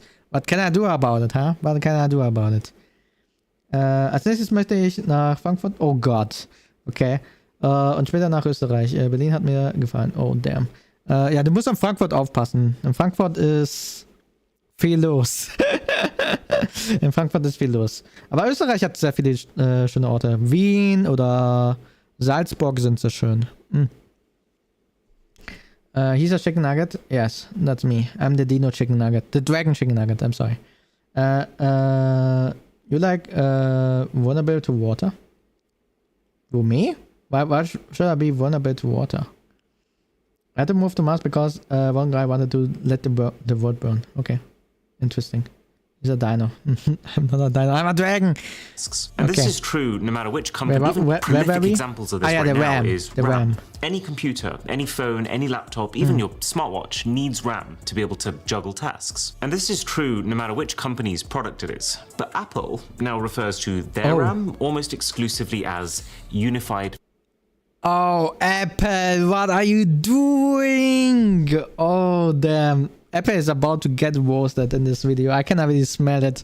They will be roasted. Oh my god. I'm allergic? Okay, that's fine. The speed he reads on German, I think, is fast compared to English. A little bit. I mean, it depends. I mean, I was speaking German earlier today, so my German is a little bit faster right now because it's more recent in my memory as well, but yeah. Meine Freundin wohnt in Frankfurt, aber ich möchte unbedingt Österreich und Wien sehen. Ja, in Wien, du kannst nach Wien gehen oder Salzburg. Salzburg ist auch sehr schön. Salzburg. Das kann ich sehr empfehlen. Lurker mentioned. A lot of chats to read today. Yeah, there's some things going on. But that's fine. That's fine. We can stop for a second and then read over things. I mean, the reaction streams, you know, I'm not gaming anything. So it's kind of like, okay, I'm checking out some videos and then I can read chat as well. So that's fine. You are now a dinosaur. No, no, I'm not. What the heck? I'm just saying stuff. Okay, let's continue. So, unified memory. What the frick, Apple? What are you doing? They can say this because their RAM is actually part of their chip as opposed to a separate component, which does make that RAM a little more efficient in some ways. But it glosses over a very important detail that Windows laptops often have dedicated graphics cards that have their own additional pool of RAM, whereas unified memory means that both the CPU and the GPU share from one small pool. So you're pretty much always getting less RAM. And yeah, I mean, Apple executives have famously boasted about how their unified memory is so efficient that just 8 GB of it is equivalent to 16 gigs on Windows. Really? Really? I would be surprised about that. I would be really surprised about that. But it's not really true. Yeah, yeah. Stop the cap, ja. Vielen Dank für die Antwort auf Deutsch. Da ich jetzt noch lerne. Das hilft mir. Oh mein Gott. Das hilft mir sehr. Ich muss aber. Ist los, es ist 4 Uhr morgens. What the hell? Wait, where are you? Okay. Viel Spaß beim Stream. Vielen Dank und gute Nacht. Du musst früher schlafen gehen. Ultima, du musst früher schlafen gehen. Warum bist du so lange wach? You say that you are Dino Nug. Yeah, but it's because I like the Dino chicken nuggies. They are cool, right? They're nice. Oh, ja, du hast das erwähnt. Ich dachte, du bist schon in Deutschland, weil du meintest, dass du auch schon in Münster und Berlin gewesen bist. Okay. Ja, in Australien ist es sehr später gerade. Okay, geh schlafen jetzt. Gute Nacht. Okay, let's continue. Let's continue with the video. Will be a hard cap on how much multitasking you're able to do, because 8 gigs is 8 gigs. But even so, can you see how this whole concept of unified memory... Because I like the Dino chicken nuggies is what a 10-year-old would say. I'm 1,000 years old. What do you mean? I'm not 10. I'm not 10. What the hell? What is this what are those accusations in the chat? Am I, as an adult dragon, is it not allowed to like Dino chicken nuggets? Is this what you are saying? So now you are a dinosaur? No, I will not say that. 8 gigs is 8 gigs. But even so, can you see how this whole concept of unified memory still helps Apple? It makes something as simple as RAM feel like some sort of grey area, which means they can modify it like they want. And they can charge you more to upgrade it than any other company. I'd say... That's crazy. I'm asking nicely now. To be honest though, the worst example of the invented spec is the TV market. TV makers will try absolutely everything to make you feel like you're getting the real deal, apart from actually giving it to you. Like when Hisense tells you that a TV has a motion rate of 120, it doesn't actually mean that the TV has a 120 hertz refresh rate. Like, hey, what is a motion rate then? What's why is in the name? Oh, on YouTube, Yuki is from YouTube. And on YouTube, they show the username instead of the show, you know, the channel name. So yeah, it's like a username there. Why will you not say it? Why should I? Like, clearly, many other people have been led into believing motion rate is another invented spec that just means the TV is running Hisense's motion smoothing software. Or let's say that you tell your less tech-savvy buddy to make sure you get a TV that has OLED. I like 2 FPS. I don't think so. I mean, from what he said, it's probably like a rate in which... Because the FPS is what they are complaining about, you know. It's not 120 FPS or 100... you know, megahertz or whatever it was. It's something else. Clearly, many other people have been led into believing motion rate is another megahertz. That was the thing. It's not. So what is motion rate? From what he explains, I would guess that it's probably a technology they use for themselves to make it look different. And it's probably using that way to do that. But I don't know. Invented spec that just means the TV is running Hisense's motion smoothing software. Or let's say that you tell your less tech-savvy buddy to make sure you get a TV that has OLED tech. What are the chances that they accidentally end up buying a Hisense ULED or a Samsung QLED or a LG QLED? Yeah, I have no clue what those things mean. I'd say pretty high. Even though all of these are in fact invented specs designed, I think, to camouflage as OLED, even though they're actually much cheaper LCDs. Oh, now, okay, maybe you're not convinced. damn. All right, maybe you're watching this thinking, you know, it's fine if they make up specs as long as they're technically true. But I'll do you one better. What if there's made up specs that are actually numerically, factually false? I actually made an entire separate video all about this, but 1-inch camera sensors are not 1 inch in any dimension. And 1.5K displays are actually not 1500 pixels in any dimension either. Okay. How is that possible? Well, it's because the way we measure things has changed. Like something like this camera, for example. This is a Sony ZV-1. A lot of cameras like it. This camera has a 1-inch sensor. It says so on their website. Okay. And that sounds amazing. A 1-inch sensor in this little camera? Have you ever looked inside like a pro DSLR or mirrorless camera? What is he gonna say now? This is like 99th grade math. I don't understand since I'm not a dragon. Damn. At the size of that sensor, that looks like about a 1-inch sensor. So this must also have a huge sensor like that. But it's not. It's way smaller. Why is that? Well, turns out this is a 1-inch sensor because in 2026, that's what we call a 1-inch type sensor. See, before digital cameras, cameras didn't have sensors at all. They actually used vacuum tubes. And so the size of the tube was actually what they measured. So a 1-inch vacuum tube would create an image area inside it closer to about 16 millimeters diagonally. And that is actually about the size of the 1-inch type sensor in this camera.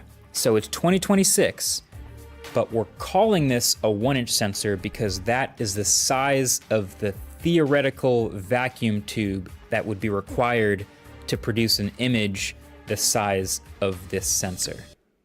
Whoa, what the frick?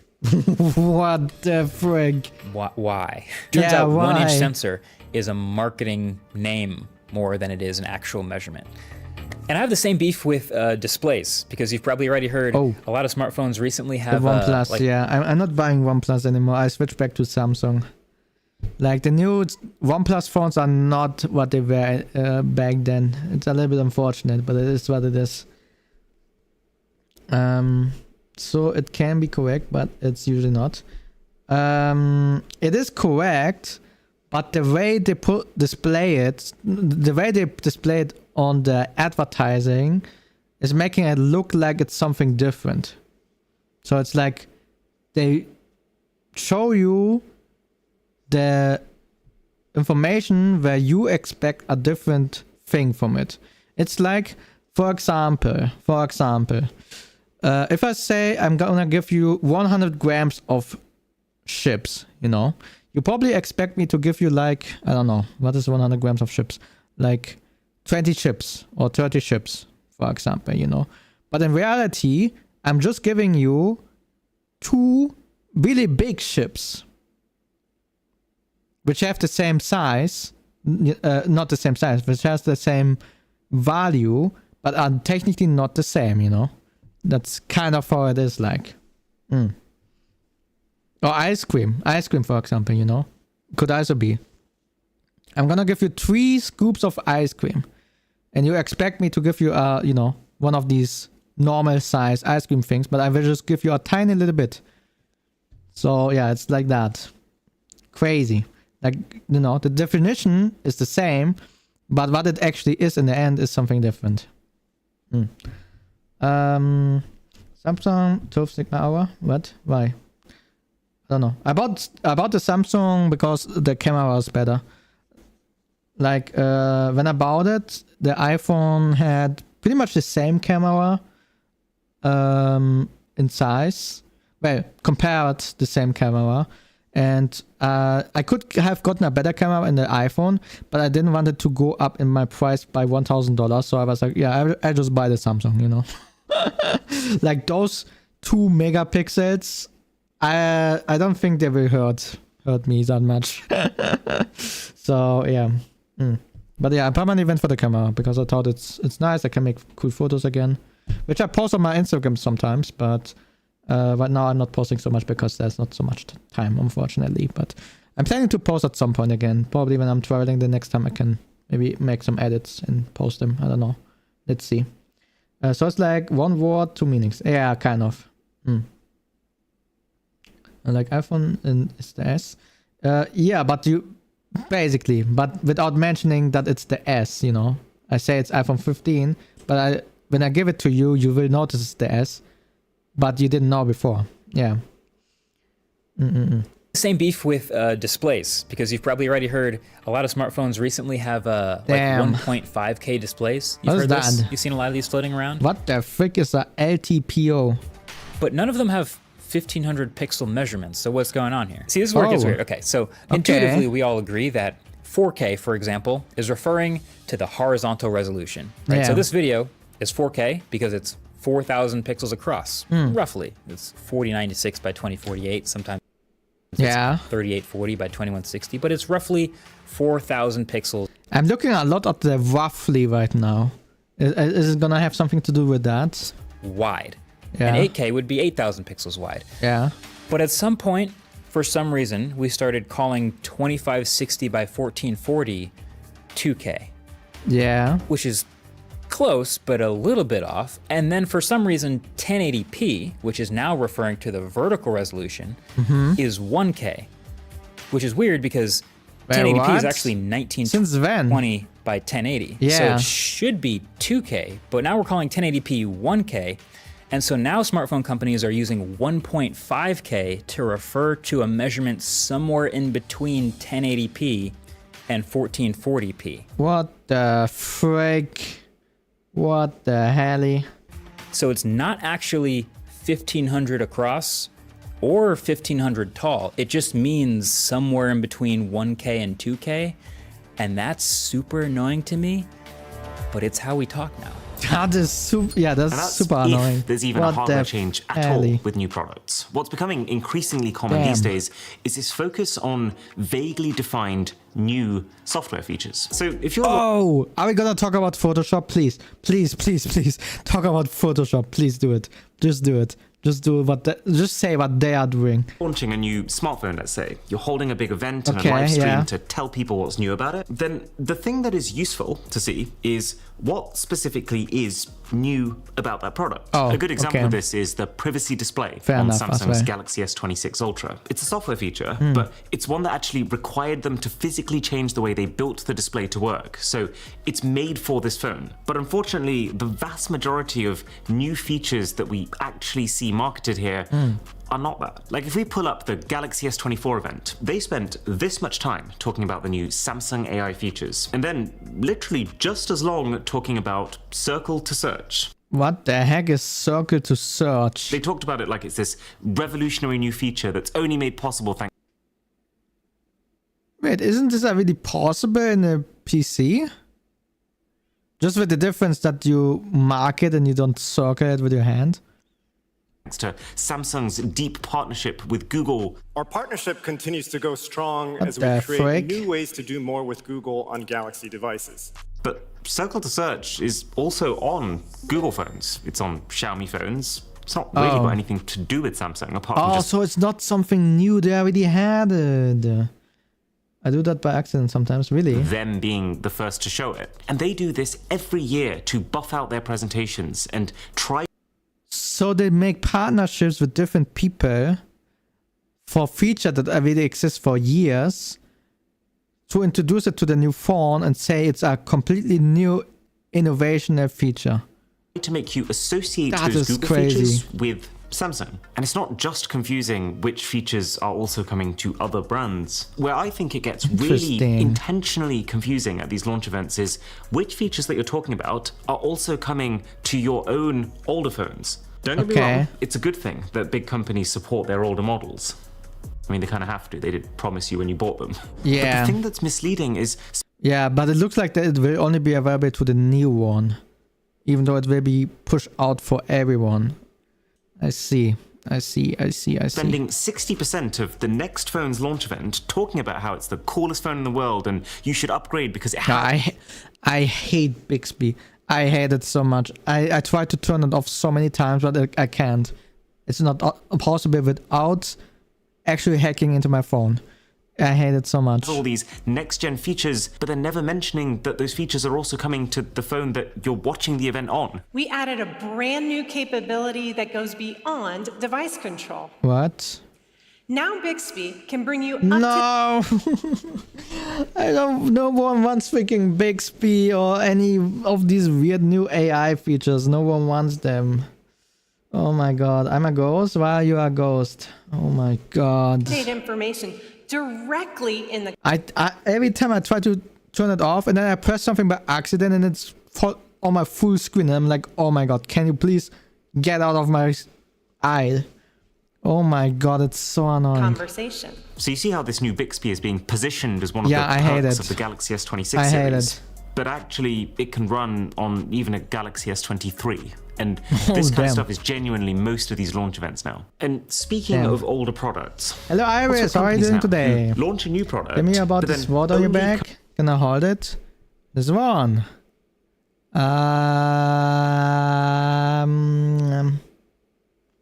No. No, why do you want to hold it? Why? Compare it to another product that came out like 3+ years ago. Apple is the worst for this. Like, take the latest MacBook Pros. Oh damn, now Apple is being roasted. Uh-oh. So we go to the performance section and the headline number is... Oh, would you look at that? The up to is big. 8 times faster. Okay, yeah. AI performance. Oh, I see where this is going. The AI performance is 8 times faster. So they've got the up to in there. They've got the specific use case, all to make sure that they have this super impressive quotable 8 times number. But then also, it's 8 times faster than the M1 family. Wait. Wasn't this a M... This is M5. This is like 10 years ago. What the heck? They've got the specific use case, all to make sure that they have this super impressive quotable 8 times number. On their website? It's 8 times faster than the M1 family. What? These are the M5 generation chips released in 2026, and they're comparing them to the M1s released across 2020 and... Oh, it's not that old, but 6 years is still a good time. 5 to 6 years apart. And what they would say is, well, you know, many users will be upgrading from an M1. We're just being helpful. To which I would say... No reason? Okay.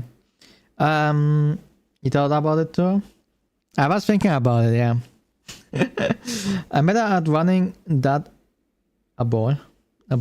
Wait, what? If I was using a worn-down, slightly busted 6-year-old M1 laptop, my decision is not, do I upgrade? It's actually, do I upgrade to the M5 or do I instead buy the last gen M4 and save a bunch of money? How much difference is there between those two choices?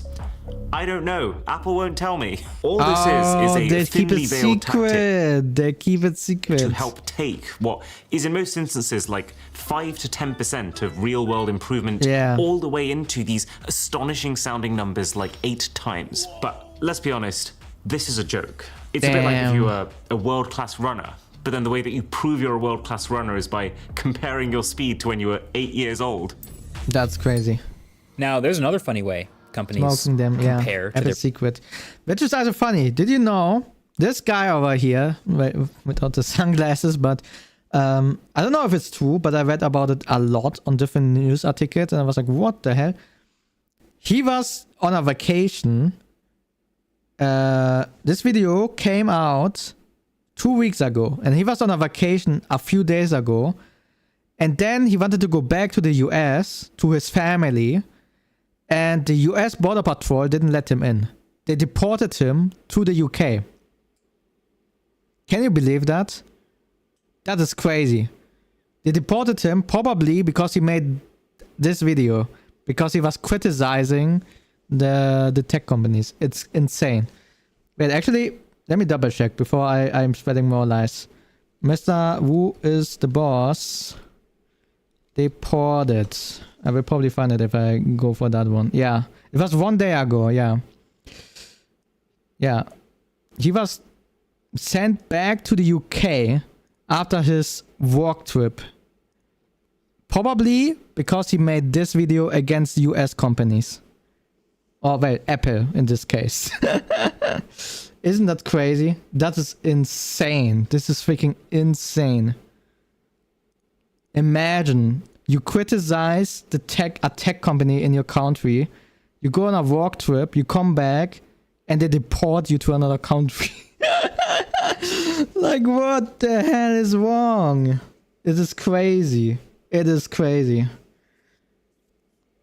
Oh my goodness. Damn crazy. Yeah, it is insane. It is a crazy situation. Stuff just happens sometimes because of no reason. Yeah, because you criticize a company. Imagine. That's what I just noticed on the... Oh no, it's working. Never mind. But yeah, it is insane. This is insane. Hello, Kevin. Welcome back. Kind of funny how the system works. Yeah, it is crazy. Imagine, like... Imagine I'm going to the US next week. Imagine I go there and they are like, oh, you watched this video about the tech companies. You are not gonna get in here anymore. Like, this is insane. This is insane. But then the way that you prove you're a world-class runner is by comparing your speed to when you were 8 years old. Crazy. Now, there's another funny way companies compare to their previous selves, specifically smartphone companies when talking about the glass and how tough the glass is. Surely for I hate these statements because you always read it and they are like, oh yeah, it's gonna protect, and then the phone falls down. For me, it never happened because I'm really careful with my phone. Doesn't matter what age it is. It falls down and there are a million freaking cracks in it. Like, I always buy protection. No, I always buy like a protective case extra for it, because if you just leave it out like that, it's really likely it's gonna break. But yeah, I'm really careful with my phone. I have a OnePlus 6 that I'm having for... When did I buy that? When was it released? It was one about when it was released. OnePlus 6 release. 2018. So I'm having it for... for about 8 years, and it's not having a single crack in it. In fact, it's still having the original protection case on it. Like this thing that you usually pull from your phone when you receive it, you know. But back then they put it on a placement where it's actually doable. Nowadays people put it so you actually have to pull it off. But back then it was not like that. And yeah, I still have it. No cracks. I was thinking about doing something with it. At some point I was experimenting with it. I was like making it into a small farm for like a mini server basically. But it was not really performative. So I was like, okay, I don't know what to do with it. Yeah. And the glass breaks from air protection. Yeah, true. I was wear protection. That is important, yes. Heard this before. This new smartphone or this new glass is twice as shatter resistant as the previous year. Wow. And really? Then the next year it'll come out and say this new glass is now twice as scratch resistant as last year. How do you... That is amazing. How are they making such massive improvements how is this possible? in the quality of the glass every time? But it's not as insane when you realize that scratch resistance and shatter resistance are inversely related. So the more of one you have, the less of the other you have. Damn. Think of it like this. If you want something to be super... Oh, I just got it. I was like, oh, for a second I was like, okay, interesting. And then I was like, wait a minute. So they are removing one thing to improve the other. Oh, damn. Damn, okay. Interesting. Scratch resistant and super hard, that makes it more likely to be a little bit brittle and shatter. And then they can say for the next one, they can say 4 times more protection. But if you want it to be less likely to shatter, you make it a little bit softer, Damn. which makes it more likely to scratch. So instead of making some huge improvement every single year like the headlines might have you think, it's actually more 2 different graphs, one for scratch resistance and one for shatter resistance, and they kind of do this. You know, scratch resistance does this every single year, and shatter resistance does this every single year, but in the opposite phase, because they're not able to do it's like huge improvements like a sinus curve. Damn. Of both at the same time. Scratch resistance makes it more prone to shattering. Yeah, crazy. There is some material science and they're both getting slightly better, but that's an easier way to understand that it's not as crazy as it sounds. It's no coincidence that, you know, the first generation of this dramatic new ceramic shield for the iPhone was 4 times better in drop resistance. Every time they make a bad example like this, they show Apple. Is this why he got deported? This is insane. Crazy. Absolute insane situation. If they did a lot of improvements, then they make less profits. Than any previous iPhone. Well, probably and not. And when they but finally got to ceramic shield they generation marketed differently. 2, it was 3 times more scratch resistant specifically. Every single one scratches at level 6 with deeper grooves at a level 7 because it's still glass. But hey, at least tech companies are generous enough to upgrade the storage on our phones and laptops every few years. The new iPad Pro comes with double the storage, which is now 256 gigabytes. Oh, thanks, Apple. Who the heck needs 2 terabytes on their iPad? Who needs 2 terabytes? What are you playing? Genshin Impact, but 20 times? What the heck? Oh. Whoa! So wait, it says from. Look at this. We learned this. From. It says from. So it's probably gonna be even more expensive. Oh my god. Dollars more expensive. So they position it to you like they're doing you some kind of massive favor. Free storage when in upgrade. fact, all they've really done is stopped selling the cheaper, lower storage model. And so you have to pay more. But at least that one's kind of easy to see through. The one that I find much tougher is what I would call the efficiency improvement trap. And it's a specific problem with the way that performance improvements are sold to us. The price makes up for it, we hear a very similar story. Performance-wise, we're seeing a 20... Here we go again. Up to, we learned our lesson, right? Up to 23%. Up to 20%. It might only be 2%. No one knows. No one knows, right? Or the highest price, the $20,000 model is having 20%, you know? Damn. 3% boost and 20% more efficiency. We learned our lesson. Even just ignoring for a second how they slipped in that little up to behind him. Yeah, we did learn our lesson. Even though he didn't actually say it. This guy is very clearly implying that this chip lets you game with about 20% faster performance while your battery lasts 20% longer. Yeah, so not only you're getting smoother gameplay, but you're also getting better battery life while doing it. But the important thing to understand is you don't get both. If your efficiency goes up by... Oh, okay. What's the catch? What is the catch? 20%, but then you're using all of that extra efficiency to get this 20% extra performance, then what you're actually getting is the same battery life. So when you then... Okay, so that's how it is. That's how it is. Bundle that back in with the fact that the entire thing is only up to 23% faster and up to 20% more efficient. And what we're really often talking about in these kinds of situations is an average expected improvement of like 5% to your performance and your end battery life. Okay, we understand. At least one is increasing. Yeah, at least one is increasing. That's something. Surgical grade stainless steel. Stainless steel. Aircraft grade aluminum. Military toughness. Tech companies feel like they're always super excited to sell you something that has... Yeah, the grade materials. Yeah, military grade or... What was it? Tactical... What was it? For clothing. I think they always call everything tactical. A tactical... I don't know. Jacket. Just because it has like 15 pockets inside. It's crazy. Bro, hello, welcome back. Oh, you went on YouTube. Damn. Tactical war. What?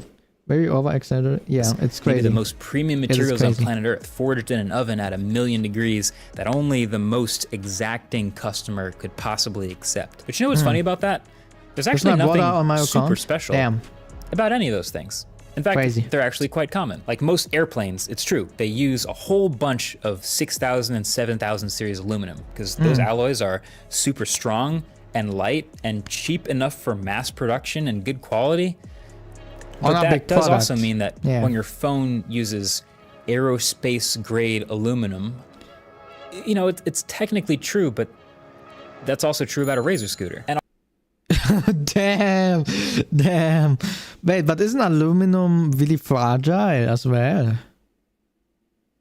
Well, okay, it's fine. Time out them. Why? A whole lot of the stainless steel you'll come across in life is just 316L steel, which is an alloy that is one of many that is pure enough and high quality enough to be used in surgical tools. Okay. And in the iPhone 14 Pro's rails. And in most kitchen sinks that you come across. Damn. Which technically means the kitchen. So what you are saying is, if I have a kitchen sink, I can make an iPhone out of it. I'm gonna do that. Kitchen sink is also surgical grade stainless steel. Now, damn. It's not lying technically, but yeah, now you know. Yeah, if you compare it, then the truth is, the specs of tech products are chosen around how those products are going to be marketed, and that's kind of a given. It's just business. About to be honest, it's always the marketing. It is always, every single time it's the marketing. You can sell the exact same product. If you market it better, you can sell it for 100 times the price, technically. You can, you can sell, let's say, you can make like a, what's the name, print shop or something, where you usually sell things for $5, but if you market yourself correctly, you change your colors, change the name, maybe a cool fancy logo, you put some fancy imaginary names on your things, like, I don't know, pristine quality, you don't say premium, you don't say something quality, you say pristine, you use those exact wordings that those crazy people are using, and then suddenly you sell it for 100 instead of 5, and you made all of your products so expensive, so it looks like it's an established brand that only sells really high quality products, and then and someone will buy it. There will be some idiot who is gonna buy it, and it doesn't matter, if you have 20 people who buy the $5 product, but you have one person who buys the $100 one, you still get the same value from it. Just because you have less customers, it doesn't mean you make less profits. So that's the trick. Just marketing. It's the same that Apple is doing. What happened? I don't know. Welcome back, I guess. You from BTS Army? Oh, hello Lou. How are you doing today? How's your day going? Please help me, mister. Wait, what? What happened? I am from Lesbian Defense Army. Okay, that's nice. That's fine. What the frick? Why got lesbian censored? It's not a bad word. Well, I don't know. I don't know why it was censored, but I read it out loud anyway. Are you okay? Why do you need help? Yeah, what happened? Around how those products are going to be marketed, and that's kind of a given, it's just business. But the issue is that very often in today's world, the specs that make a product the most marketable are not the specs that are most useful to a user. Take thickness. The spec that matters here really is the maximum thickness. You want to know how thick the new phone or laptop is at its thickest point, because that's going to determine what bags or pockets you can fit it inside of. But the spec that companies talk about is thickness at a product's thinnest point. And Smoke also does that thing. What? I'm kind of, what the frick? Sorry, not this. It's person. Oh, okay. I was like, wait, what? What do you want from me? Why are you telling me that? I was like, okay, that's an interesting topic. That's something really interesting to say. But I like the confidence, you know. But you meant person. That's fine. You can also be a person. Don't worry about it. So you are a kind person. Okay, that's fine. And as soon as that genie's out the bottle, you can call it whatever you want to. Like Apple calls the iPhone Air the thinnest iPhone ever. And while that's true for this section of the body here, it's not true for the whole phone. I've got an iPhone 7 here, which is thicker than the iPhone 6, by the way. But still, this is thinner than the iPhone Air when you factor in the cameras. Damn. Wait, what? Damn. It's not like you can take them off. It's just such dumb logic. Yeah, aliens? Like, yeah. if we carry on you play anything that makes you angry? on this train of thought, then what's to stop Apple at the next iPhone launch event taking all the rest of the components in the body and shoving them into one massive block at the end that you have to hold like a camera grip, but then calling the phone 5 times thinner than the last iPhone because all that's left in this part is the display. And then you've got Honor, who marketed their Magic V5 as world's slimmest foldable. But then people got it in their hands, put it side by side with Samsung's foldable, and found that it's the same. was actually slimmer. Want to know why? Because Honor, in their measurements, they factor in the camera or something like that this time. Excluded not just the camera bump, but there we go. Also the outer and the inner screen protector. You know, the one that you're not actually even allowed to take off yourself. That's not the only pointless spec though. Like screen brightness. It's become an arms race to just be the one quoting Damn. the highest number of nits possible. But Damn, where did he go? Oh my god. Joking? Oh, okay. Video almost over only 30 minutes left of the stream. Oh, it's fine. It's fine. Don't worry about it. This is normal. Like all the videos we watch together are probably like 1 hour, but we are already streaming for 2 hours, so it's normal. We are pausing, we are talking, we are doing that, you know. That's what our reaction should be, you know. Instead of just watching the video, we are reacting to it. We are checking on it, we are discussing it, we are talking. Are you okay? That is a good question. Marry a Japanese lady, it's my dream. Really? That's a nice dream you are having. That's a nice dream. You should go to Japan probably then.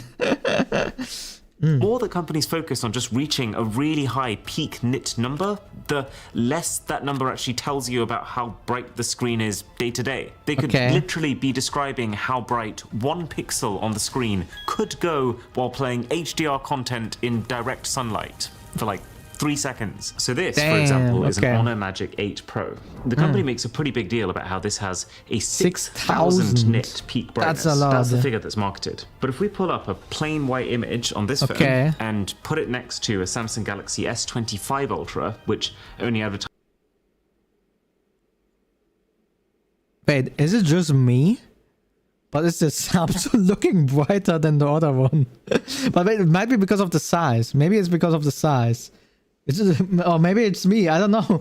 I don't know. Can I can afford to go to Japan? Oh, that's sad. That's sad.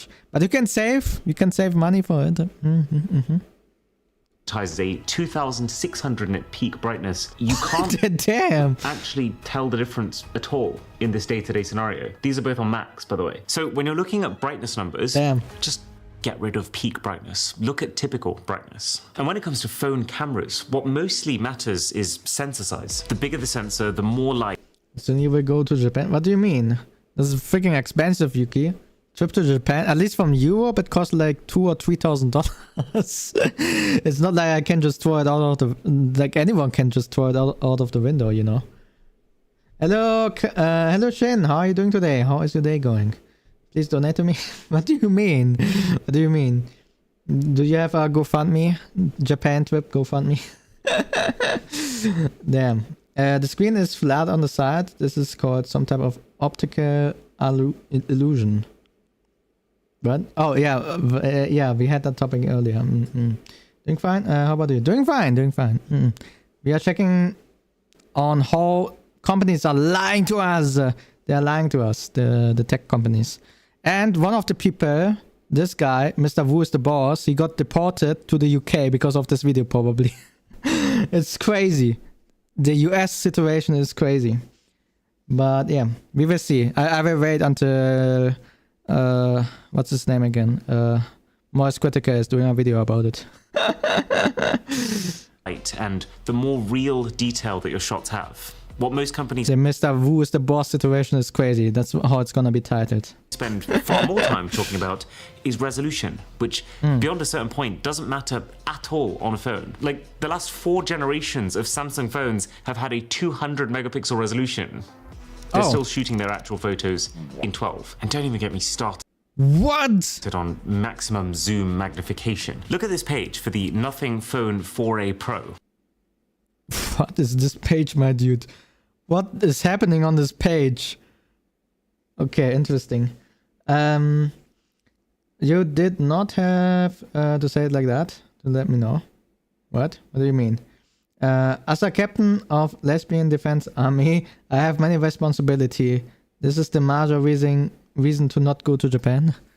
You can do a group trip. You can do a group vacation in Hokkaido. Hokkaido is having many nice places. They have like snow things in the winter. And I found this. Wait, I found this like 2 days ago. Wait, let me check. I made a bookmark on my phone for this. Where is it? Let me check. Where is this thing?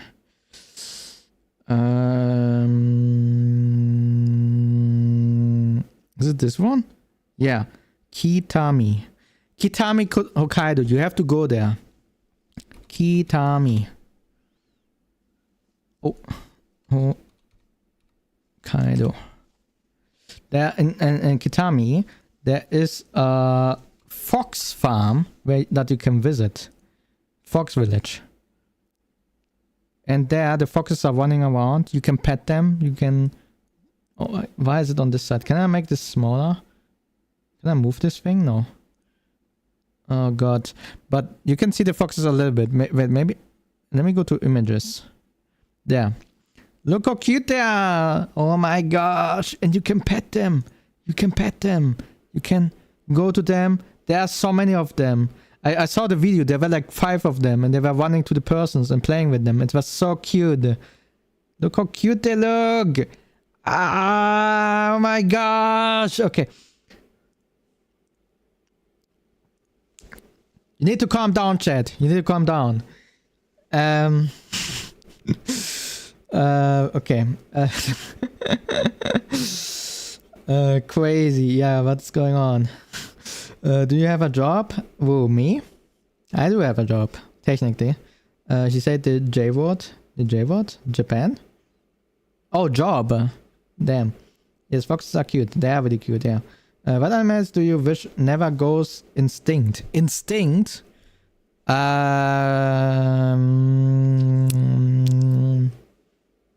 Extinct. Axolotls. They are at the brink of extinction right now. Axolotls. They are an endangered species. Did you know? I hope they did never go extinct. They are really cute. Yes. Okay, let's continue. What's going on with the Nothing phone over here? What is this web design as well? The headline feature, the #1 thing being used to sell this phone is world's first 140 times ultra zoom. What the heck? Goodness. 140? Why do you need to zoom so much? What are you looking at? The moon? The heck? I mean, my iPhone only has 40 times max zoom, so... Yeah, what do you need 140 zoom for? It's gonna get cooked, right? Oh. Okay, zoom all the way to 40 times on the iPhone, 40 times on the Nothing. Oh my god. Right, yeah, so... AI? Oh, that's why it's 140. So you zoom in, and then the missing things will get improved, as they like to say, by AI. Damn, that's a fake moon phone. So that's what happened to Fillion. I don't know what happened to Fillion, but I'm pretty sure she's coming back. I heard some things that she's planning some things. I already said this like a few weeks ago, like probably a month ago. So some people we were discussing Fillion, and I know that she's doing some weird game where she had like a Minecraft server and some other things where you were able to do quizzes. Like if you watch her last stream, then you were able to check for a quiz. And then in this quiz, you get to a Minecraft server and things like that. And I saw that she deleted some things. And I don't know what exactly is going on. But my suspicion would be that someone made it to the end of the riddle. And now they are planning something. Some crazy collab or some crazy format. Like some crazy video. Something is going on there. That's all I know. AI is good? No, it's not. I mean, look at it. Like, what happened here? You can see it's AI. Like, especially on the bottom, on the shadows. Like, what happened? What happened over there? Yeah. She pirated everything. Yeah. I don't know what to say now. That's fine. It's exactly what we expected. The Nothing phone, regardless of whether you use the AI enhancement or not, just looks worse. It's just not capturing as much information as the iPhone. And AI can't help you there. Let me make something very clear. How far your phone can digital zoom has literally zero correlation with how good of a camera it is. What it actually does correlate with, though, is how low... This looks really weird, though. It looks like you put like some paper on the back of it. Probably something crazy like a family tree reveals. I don't know. Or what? Yeah, something. But my suspicion would be someone solved the riddle and now they are planning something crazy. So we will see probably in a month or two what is gonna happen there. That was a long message. Shouldn't matter. I am using a Nothing phone 3A. It's actually really good for the price, but every other phone Nothing release after that is not good. Just marketing gimmicks. Yeah. The same happened to OnePlus. Like I think after OnePlus 7 or 8, the rest was just marketing at that point, and it turned into like a basic kind of brand. Yeah, it's unfortunate, but it is what it is. Maybe I have a Japanese lady. What? What's happening? Hello, Cubing. How are you doing today? How's your day going? And hello, Jaxie as well. Companies' standards are for what counts as a photo. Damn. Because I could literally go back to the first smartphone I ever owned if I wanted. Take a photo and just keep cropping in.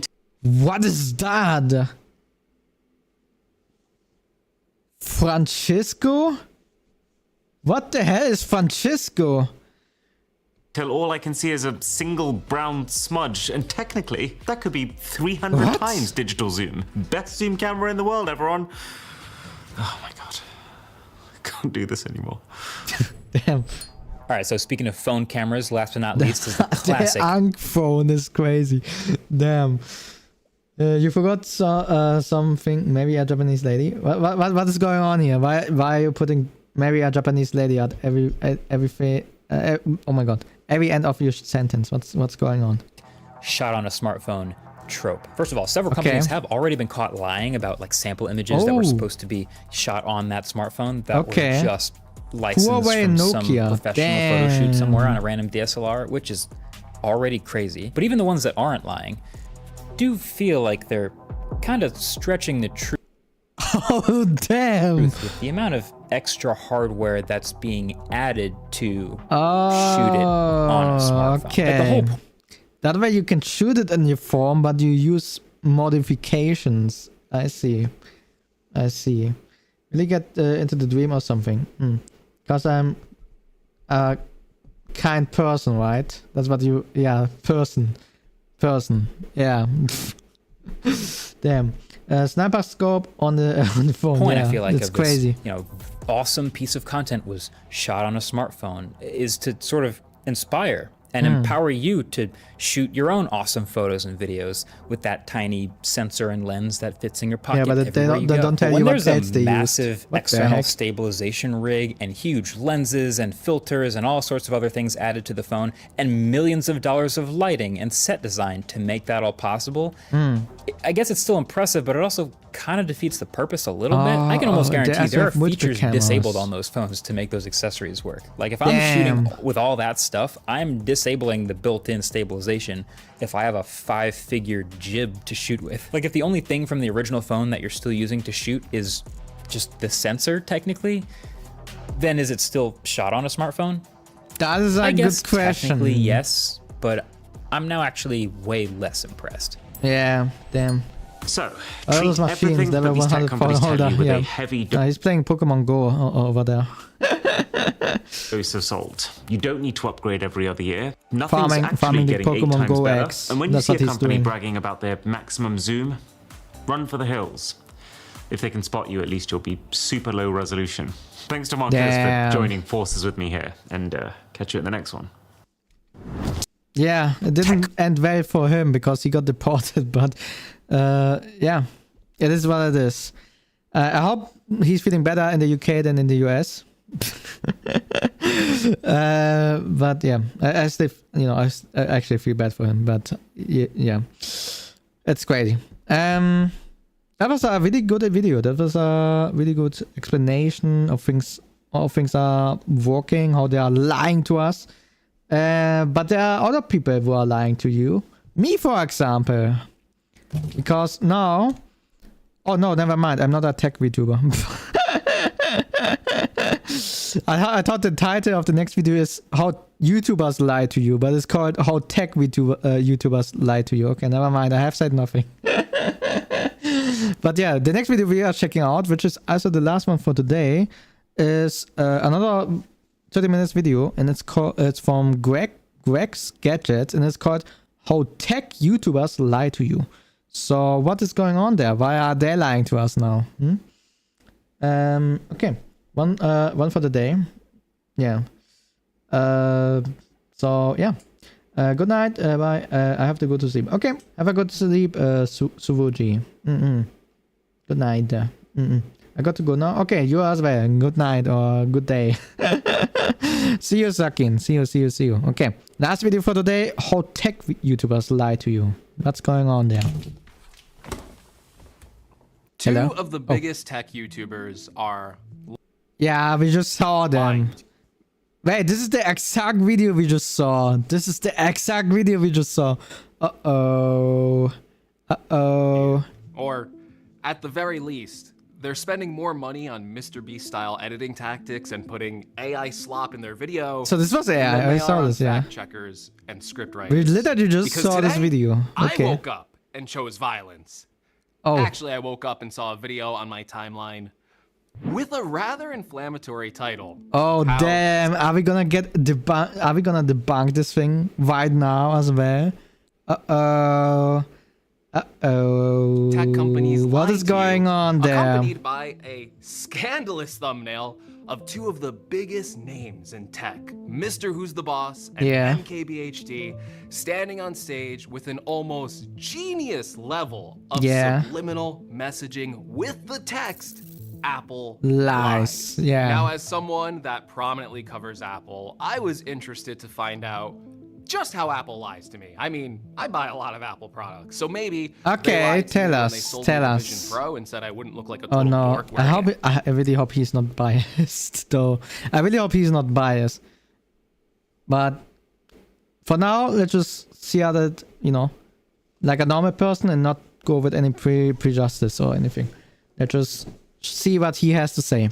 Wait, listen what he has to say. Public, or maybe they lied to me when they sold me the $200 iPhone sock and told me that this is ridiculous. Was going to be the fashion accessory of the year. Probably. Well, we know those statements aren't lies, right? Like, Apple wouldn't lie to me about that, right, guys? Right? They wouldn't lie to me that a orange iPhone looks cool and not tacky, right? But seriously, this video that they put out is pitched with multiple different thumbnails and titles that kind of express the intent or are leading you to believe that tech companies and kind of more directly Apple is lying to their customers.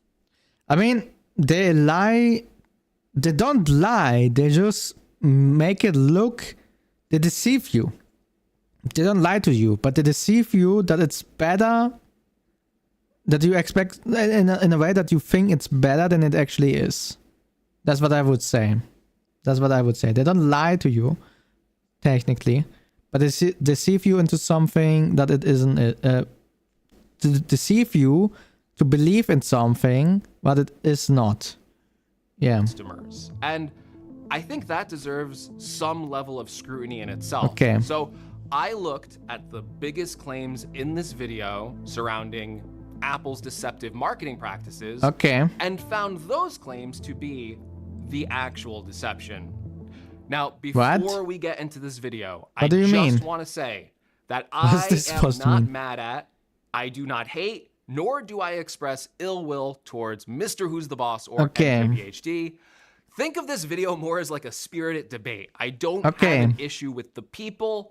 I have an issue with the claims, content of the video. Because both of these creators make good videos and they are capable of making good videos. Okay, so that's fine. Let's go ahead and debate some of those claims. Oh. Tech companies have, I think, reached peak levels of deception. Actually, hold on. I forgot he had a British accent. I can't debate a guy what do you with mean? a British accent. He's from, they sound so damn smart. I thought he's from the US. He got deported like from there. A different realm of intellect. It sounds like everything what? Say uwu? Okay. There you go.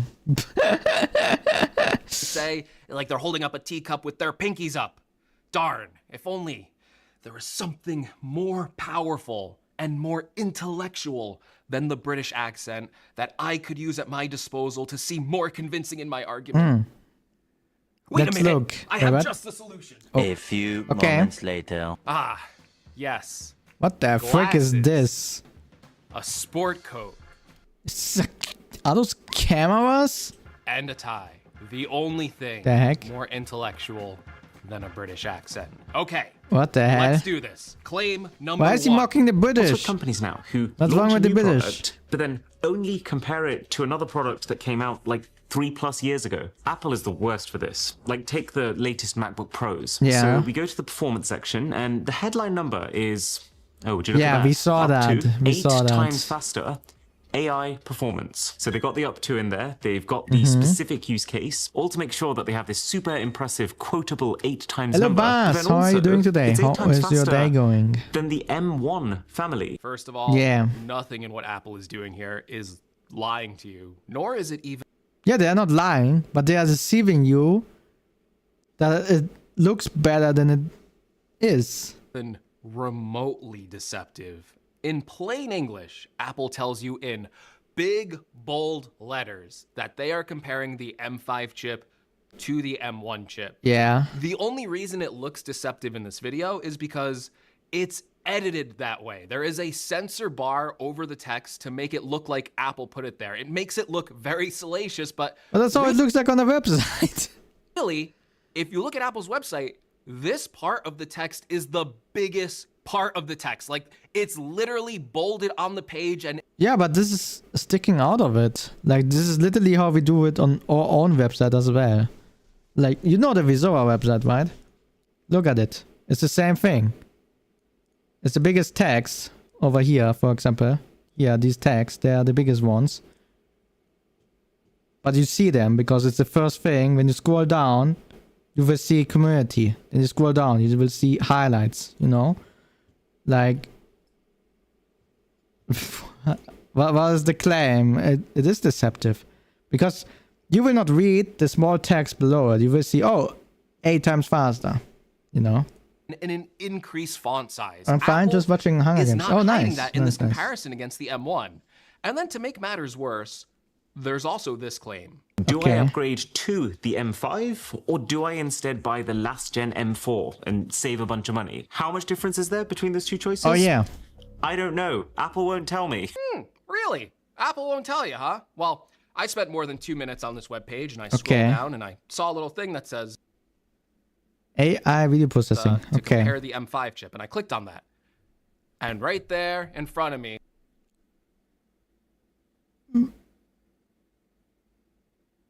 but this was is a comparison. Oh, okay. You could see the full section of the M5 chip comparing but this was not 8. This is 7.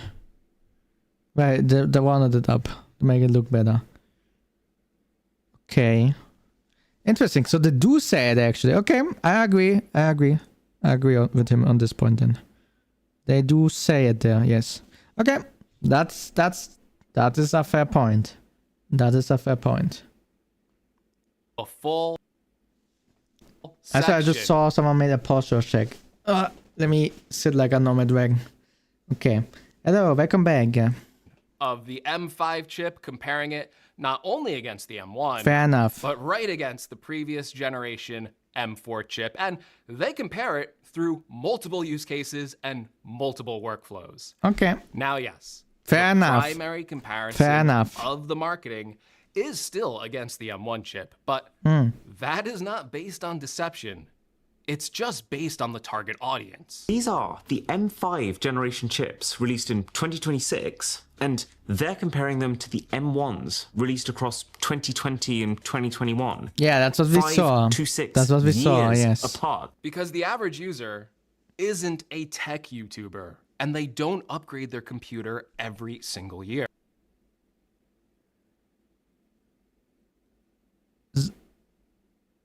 So it's true then. In fact, most estimates seem to put the average upgrade cycle of a laptop at around 5 to 8 years. So that is exactly who Apple is targeting here in their marketing. They are targeting the large install base that is still on the M1 generation, which, to his credit, Mr. Who's the Boss does seem to acknowledge. Oh, wait a minute. To which I would say, if I was using a worn down, slightly busted 6-year-old M1 laptop. You see, I love this infographic here of a burning, rundown M1 laptop that needs to be replaced. Like it's some sort of real world scenario that's happening to everyone right now. I don't know. I mean, I don't know about his experience with Apple, but my Dragon Bro was an Apple fan as well.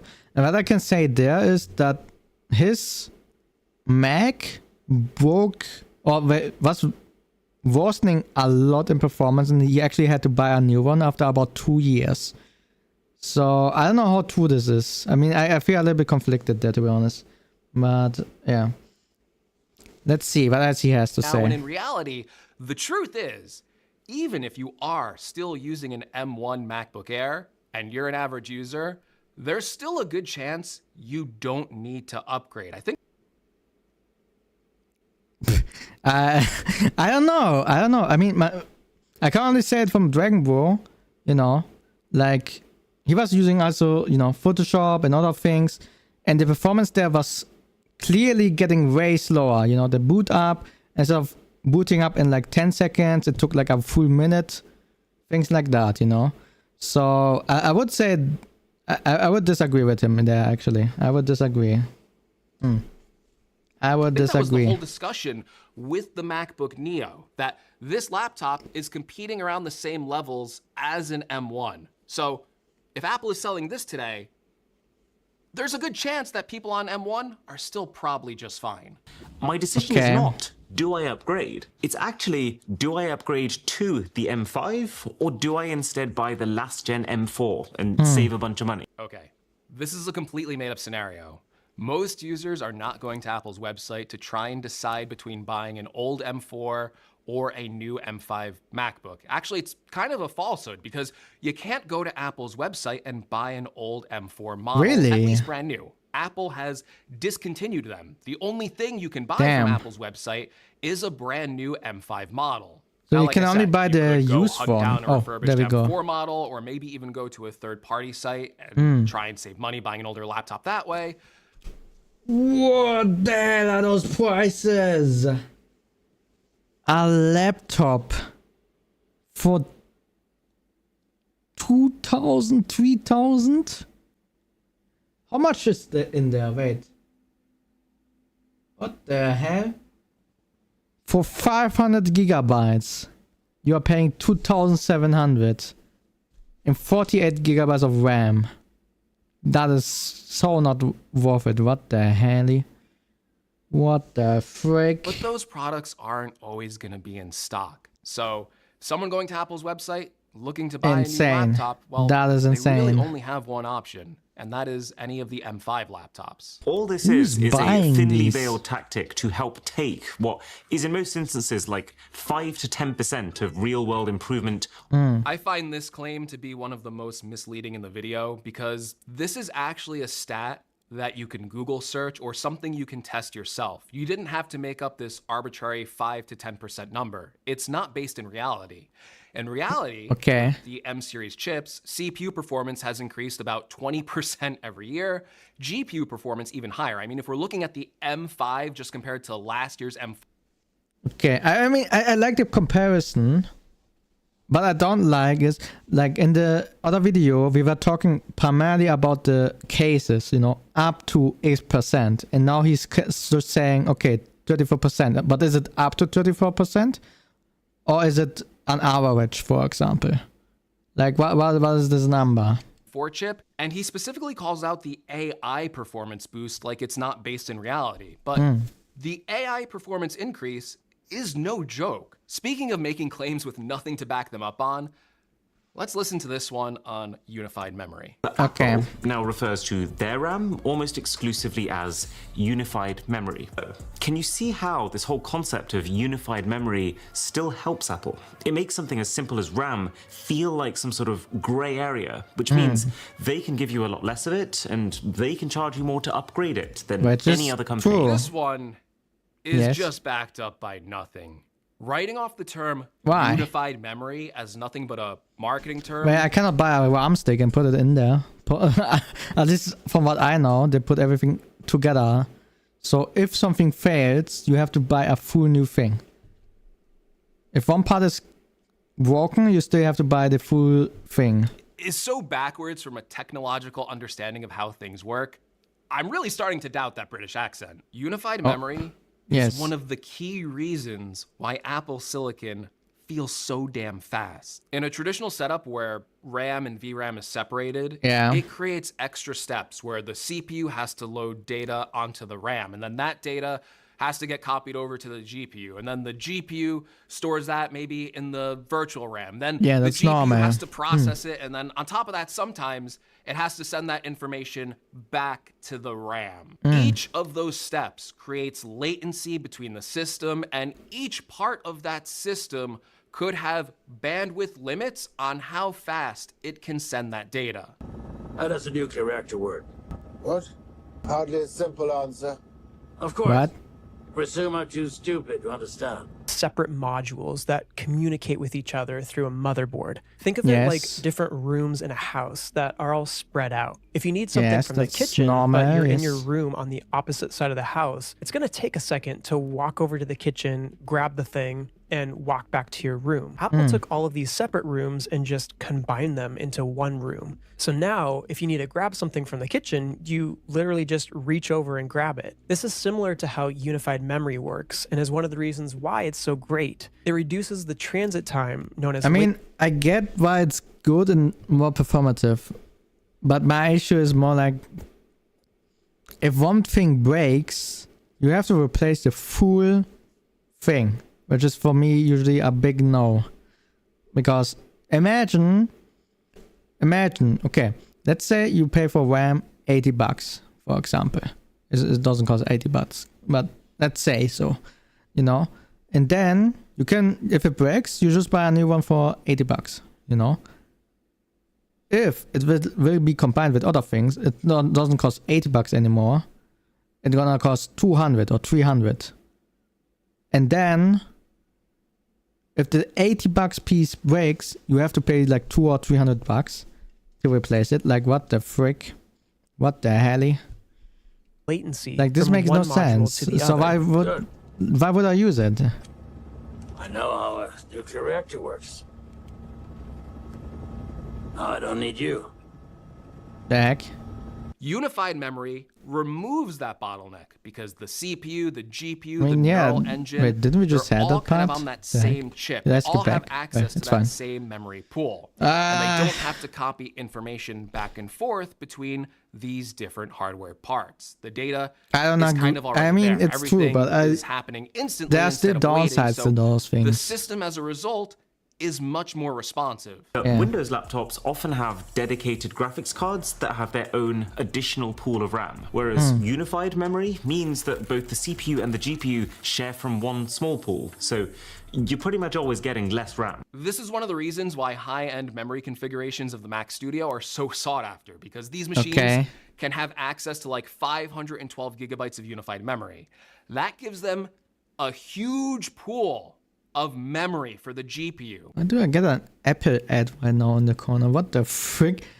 Meaning that you can run giant large language models directly on the machine, whereas like on a machine with a separate GPU, you would have to like hook up multiple GPUs together to get the same result. It makes something as simple as RAM feel like some sort of gray area. No, it doesn't make RAM feel like a gray area. Unified memory is a legitimate thing. Also, what do you mean? It is a thing for laptops usually, but nothing besides that as far as I know. And usually the unified memory is the worst thing you can do, because if something breaks, everything breaks, you know? Has Mr. Who's the Boss seen current RAM prices? Yeah. It makes Apple's memory pricing kind of look reasonable. What do you mean? Wait a minute. Wait a freaking minute. Okay, they said reasonable. Let's look at the most expensive one. It's for $800, 64 gigs. Prices, it makes Apple's memory pricing. How much is Apple? Apple doesn't even offer it. It doesn't even offer it. Where you can get 2 times the 32 gigs option, which is, it doesn't say how much, but it's already, if you would get it, it's $800. It's the same price, but it's plus. So they say it's included, so it's probably a little bit more. So it's basically the same price. Kind of. Or is it? How much is it? Wait, how much does this thing cost? $1,700. Or choose for more options. Wait, they do have 64. But they say see pricing and changes. This makes no sense. I don't know. I mean, there was one claim where we agreed. The one with the AI performance thing. But this one just seems like he didn't look at the RAM prices. Like, okay, let's take another one. The most expensive one, this is 32. Let me check. I think it's this one for 400. Yeah, this one. 460 is the most expensive one for 32. Which is a little bit more expensive than this. But it says plus. And then they just say it's included. For $1,700. So I don't know. Let's just say it's 150. Or something like that. So plus 400 would make it 550. So it's more. Even if it's $100, it's still more. Like, what do you mean? Kind of look reasonable. I don't know. I don't agree on that one. I'm sorry. I cannot agree on that one. Like having the premium of having separated sticks for yourself versus having to replace the full thing. It doesn't... yeah. I'm sorry. I don't agree with that one. But the first claim with the AI performance and that you cannot compare them to anything else, we agree with him. We saw it. But the other things so far, I don't know, man. I don't know. Unlike you Apple, I really don't like you Apple. Yeah. I mean, yeah. So far, I don't agree with him, except for one point. Let's see. Maybe we have better ones. Putting unified memory in air quotes as just some marketing term is... It is a marketing term because it's not called like this usually. Usually it's called dedicated. What was it? Dedicated something. I forgot the term. It's not called unified. It's called dedicated usually if it put together.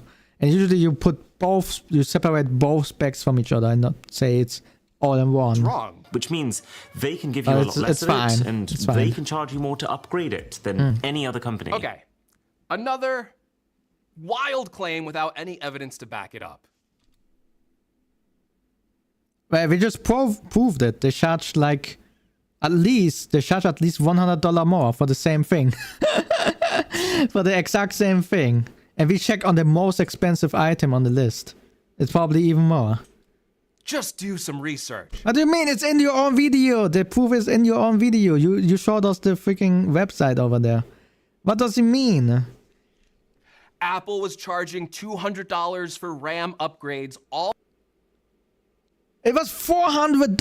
All the way back when they were on Intel. What do you mean? Okay, what is this one now? This is from 6 years ago. What the heck do you mean? And they were DDR4? What do you mean $200? It's $3,500. What is this guy talking about? I'm so confused. I'm getting so angry at him. He says $200, but here it says $3,500. It's in his video. It's 200. Well, it's not even 200. It's freaking almost 300 per month. What is he talking about? This makes no sense. This guy makes no sense. He's not reading his own stuff he puts in his video. Back when they were what is on happening? Intel and they weren't using the term unified memory.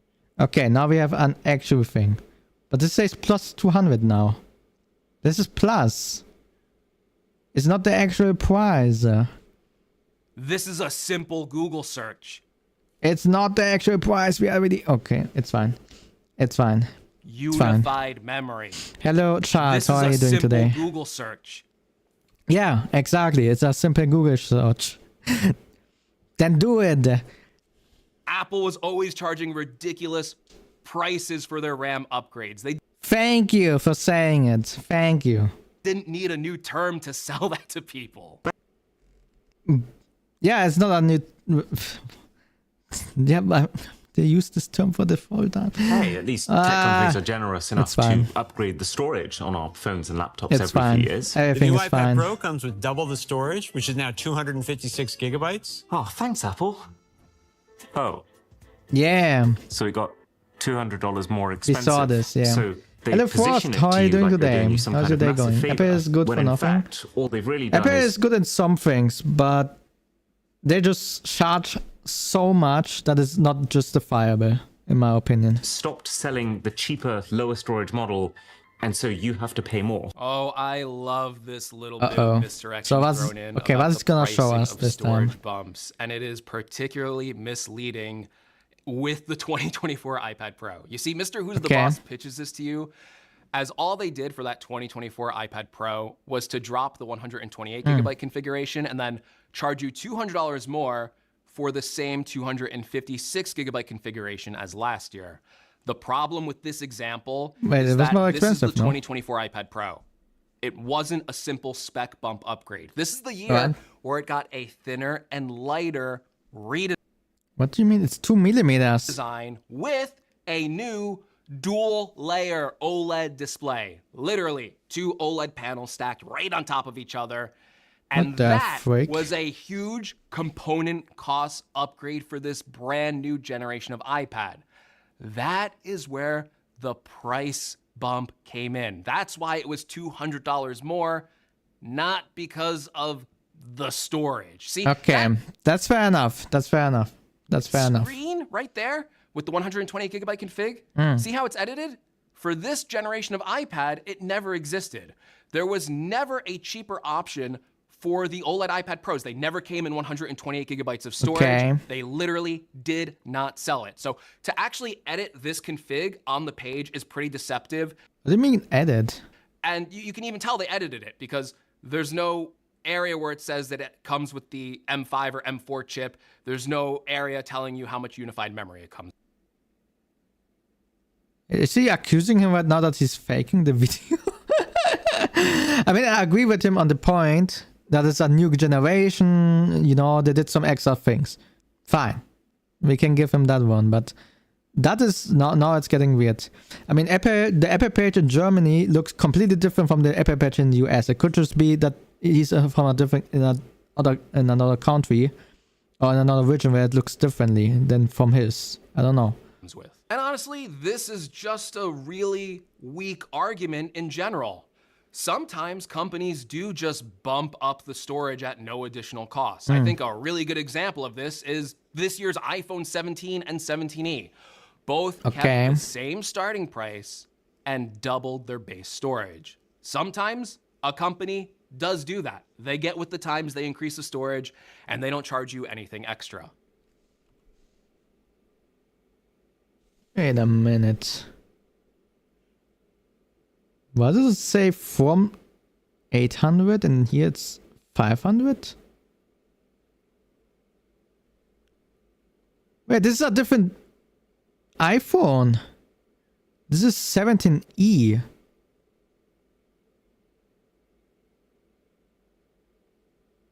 What? Wait, are we being deceived right now? What's going on here? Wait a minute. Do we have to be more careful with this video? What's going on? And doubled their base storage. Wait, this is a different product. Look, it's iPhone 17e. It's not even the same product that was shown. Sometimes a company does do that. They get with the times, they increase the storage, and they don't okay, but how much is it on the actual product? anything extra. It's not always Wait, what's going on here? Another claim is that the iPhone Air isn't actually as thin as Apple says it is, and the marketing is deceptive, and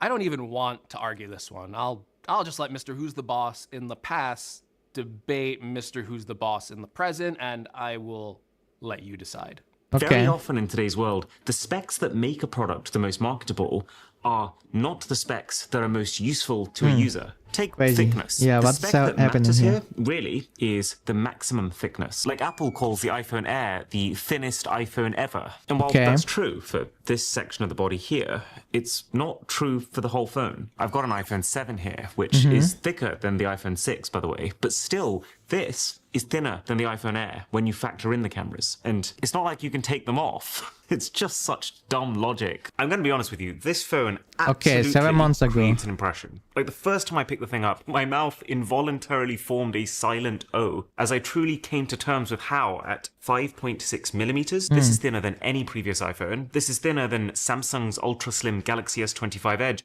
The thing's thinner than a pencil. I don't know who to believe here. They both. Yeah, but he was comparing the specs that he was giving, right? I mean, this was not related. Like, okay, like he was comparing those specs, and then in his video he was comparing the specs that he got from the company, right? The 5.6 millimeters. That's how I would see it, but I don't know. This is thinner than any previous iPhone. This is thinner than. I don't know. I mean, it gives speculation for, you know, misunderstanding, let's say it like that, but I wouldn't count it as he's lying to us. Samsung's ultra slim Galaxy S25 Edge. The thing's thinner than a pencil. I don't know who to believe here. They both made pretty convincing arguments, and they both had really sophisticated, intelligent-sounding British accents. Okay. This is a tough one. What is the British accent having to do with this? Actually going to comment on this. So you're telling me that when you got the hands-on time with the iPhone Air, in the moment where it mattered, where, you know, 6 months ago, you could have told people that the marketing deception of the iPhone Air was that it wasn't the thinnest iPhone.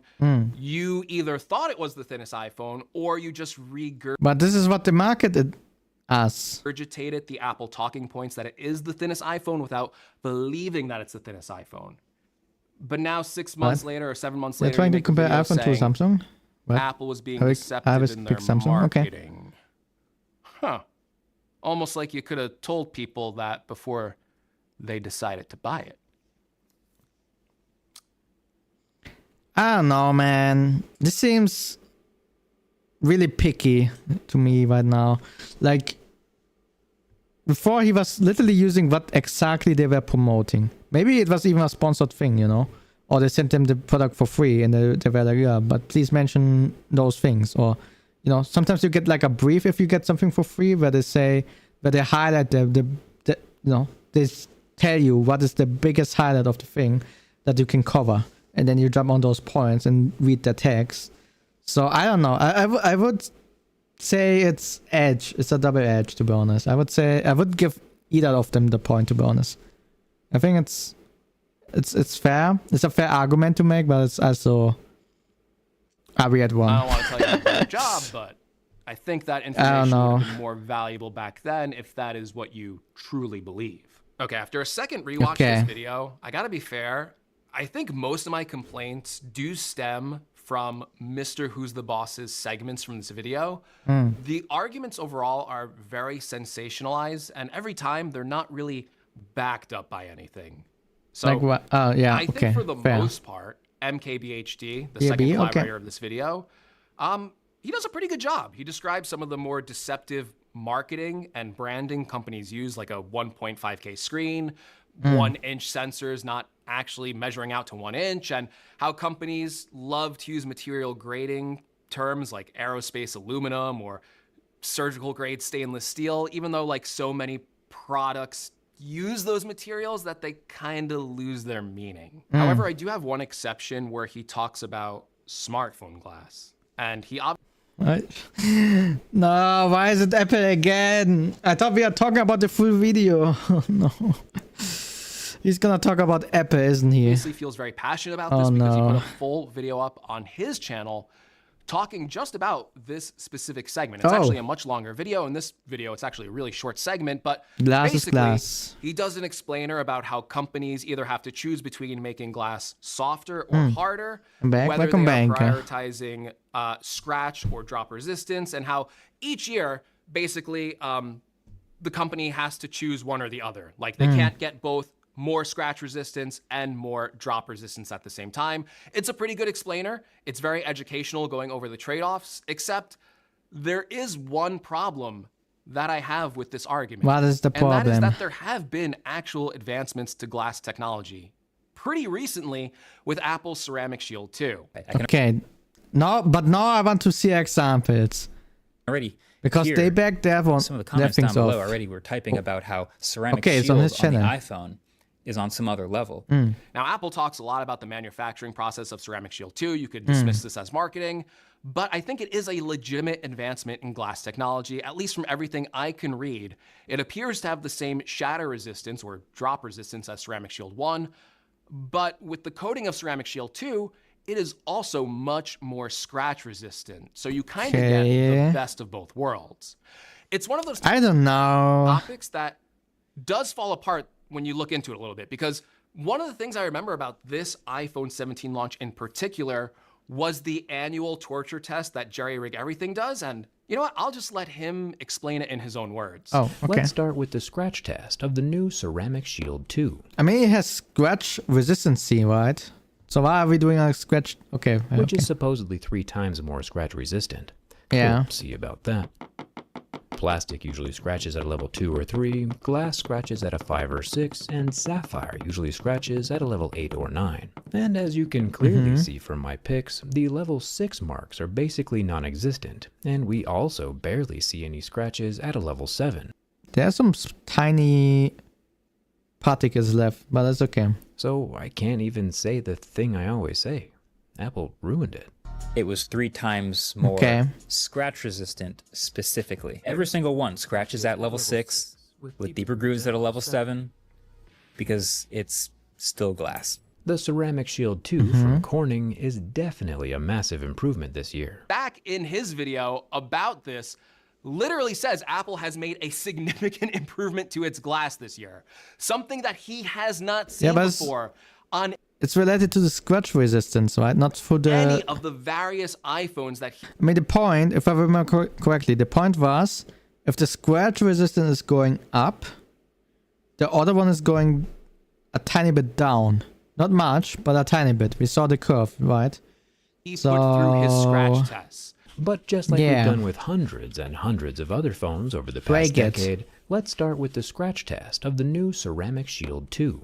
So why are we being told that this is marketing deception when in reality, it appears like there has been improvement? But the point is not that there was no improvement. The point was that they are sacrificing one point to improve the other one. And then in the next one, they will improve the other one again so they can say it's better, 3 times better, 4 times better than the previous one.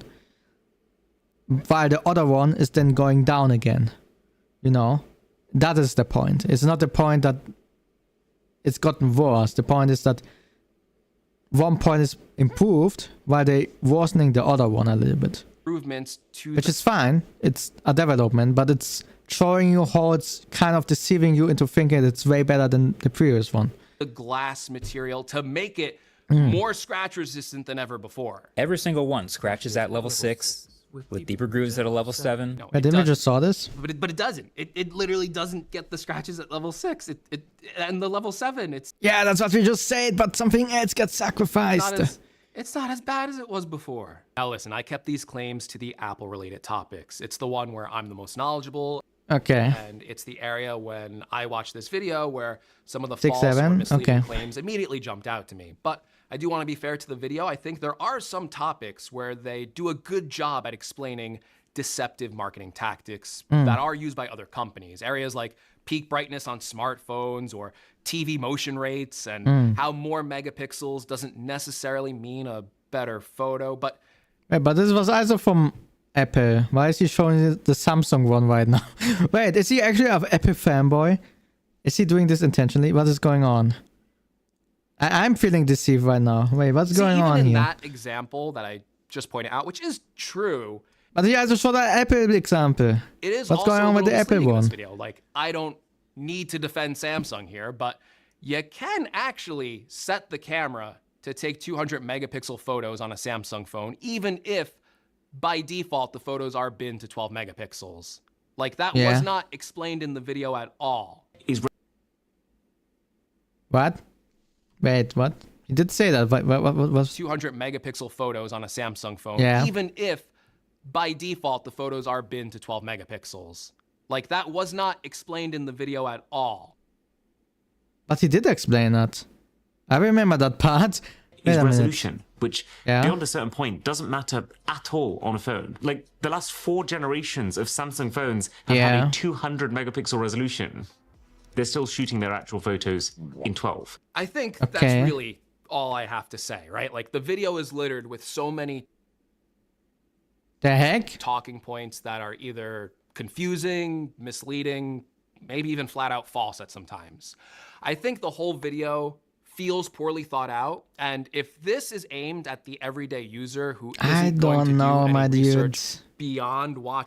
To me, it just seems like he's trying to defend Apple. You know, I gave him the point in the ship comparison on the website. That was a fair point. We give him the point there. But for the other things, I don't know, my dude. I don't know. Watching this video, that's bad, because they're just going to walk away watching this video and accept a lot of these claims as true. Yeah, but it's not like they are only framing Apple for it. They say it's every tech industry. That it's every tech company, basically. That's why they also showed Samsung. That's why they showed Huawei, Nokia, and all the other things. Because it's about tech companies. It's not to attack Apple. It's to attack the industry. It's to show what they are what tricks they use to deceive people. And that's what they did. Yeah. Like, even with the storage thing, we look in his own video, and in his own video he was showing a perfect example. Like the what was it, 32 gigs of RAM. Like, they cost like $450 if you buy them separately for yourself, which you can replace anytime. Meanwhile, if you buy it on a dedicated thing, which you will have to replace a fully thing, which is gonna be more expensive even, it's probably costing like $500-600 plus for the same thing. Like what the frig? Like, what the frig? It was showing that the price was much higher, which was the claim. So I don't really understand this video so far. I don't know. And it's an Epic can go in the corner. Yeah, I don't know. I mean, he had one fair point, you know. I don't wanna put it away. He had one fair point, but outside of that, it seems more like he's a little bit too much in the Apple rabbit hole. I don't know. And listen, I think it is great when we hold tech companies to high standards. Yeah, but that's good. I Yes. also think we should apply those same standards to the people that cover tech. Words have Yeah. meaning. To say a company is lying to Kiki, you hello. is a bold Why are claim you awake? that needs Why are you to be awake? backed up by factual evidence, not just feelings. The more we toss around these powerful words without the receipts to back it up, the more our audience tunes us out, the more we lose credibility. And when a real issue arises, and there are plenty in the tech world that demand this type of attention, well, the next time, maybe the people won't listen to us. It's like that line from Spider-Man. Really? Wait, you wake up at 4 a.m. or something like that? Wait, but you was there like an hour ago. What do you mean I just got up? You slept for 1 hour? With great power comes What do you mean? Mr. Who's the Boss and MKBHD, they are the biggest tech channels out there. They have tremendous influence in the way that tech is covered, how it's conveyed to a mass audience, and it impacts everyone in the tech community. I mean, I got his point there. It's fair. But he is... I don't know. He puts this video... Like, he's like... How do I say this? Like, I think he is putting a little bit too much into it right now. What they say matters. And this is a collaboration between both of them. This video is going to get millions and millions and millions and millions of views. And unfortunately, people are gonna watch this and walk away misinformed. It's not misinformed. For me, like that's what I got from it. The point is not to make Apple look bad, as he's trying to make it look like. The point is to show those tactics that these companies use to make their product look better than it actually is, or to make it look like they improve more than they actually did. That's the point of it. It's not to stop buying tech products or expose like a big tech company. It's common strategies that they use and they want to share it with the community, so they might be a little bit more aware when they do the next purchase. They look a little bit more into the specific. They look a little bit more into what they're actually buying. And that's a good thing, right? It's a good thing. Like, people should have more awareness of what they are getting and not just click on the buy button. Like, I think it's a fair point. So I don't really get the critics. Like, I get those points that he pointed out, but at the same time, he's also making a lot of other points that doesn't make any sense. So I don't know. I came for water. Okay, interesting. Tech shouldn't be this inflammatory unless it needs to be. People come to us not just for entertainment, right? They come to see me put on glasses and a stupid sport coat and a tie, but they That's also what I came for. to be informed.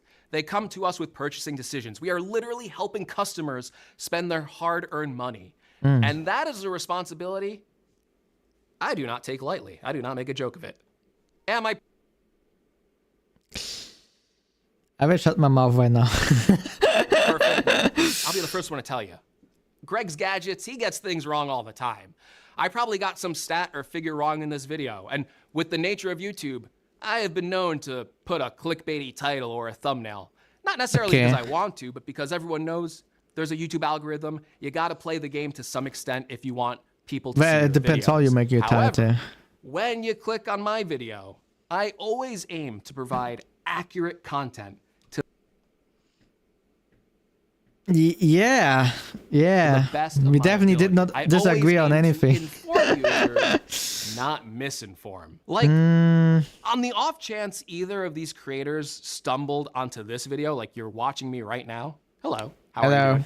I'm not the creator, but I'm a creator. What was the point of this video? What were you trying to accomplish? Because if these tech companies are truly lying to their customers, why are you guys actively participating in a system to promote It's to point out tactics that are being used to deceive people or to make them believe something what is not true. And from my standpoint, as mentioned, it's primarily to spread, awareness, to make to look a little bit closer to those numbers when you actually check out the product, so that you don't fall into a trap and just click buy and are like, oh, wait, why didn't it do that? Why didn't it do that? You know? So you both have had the chances to interview top tech execs. Why not call them out on these practices for your audience? Like, if you want to see a real profile and courage about tech companies lying to you, and let's use specifically Apple, this interview by Joanna Stern is a masterclass. So I do want to get to what you announced yesterday and some of the big announcements. I want to talk a little bit about last year's WWDC. Start there. Last year, you announced a smarter AI-driven Siri. Where is she? So 2 parts of this that I want to unpack. I mean, one is that... Okay, this is a fair recommendation. You showed this. I actually appreciate that. It's great that you set this high bar. But you're also Apple. I mean, you've got more engineers, more cash than most companies, maybe any company. Why couldn't you make it work? You have mentioned Apple Intelligence a lot, and you know, to be honest, I'm not really a big user of Apple Intelligence. I'm using a lot of your competitors' products. Can you or will you keep up with that competition? And will that include those are all the AI questions. What's going on here? More? I mean, is this the effort to make Siri this more interactive AI? Why is everything about companion? Siri? Is this a Siri interview? Apple What told the you, heck? one that you could use for this video that would have been legitimate and actually would have been useful to the current state of Apple, is about Apple marketing and lying about a more personalized Siri assistant coming to their smartphones. Okay. Not just with the iPhone 17, not just with the iPhone 16, but with the iPhone 15 Pro. We are looking at a 2-year promise that hasn't been fulfilled. Damn. A real lie from Apple, real deception, a real marketing tactic that could have had a customer spend money on a feature that they didn't need. Hydrate. Oh god dang it! I just saw the Frost actually made hydrate thing. I really need to set up these notifications at some point. I'm planning to go over these things probably in the next few weeks, so I will probably set them up by then. But yeah, okay. I actually need to drink something because someone put it on Twitch. I just didn't saw it. God dang it!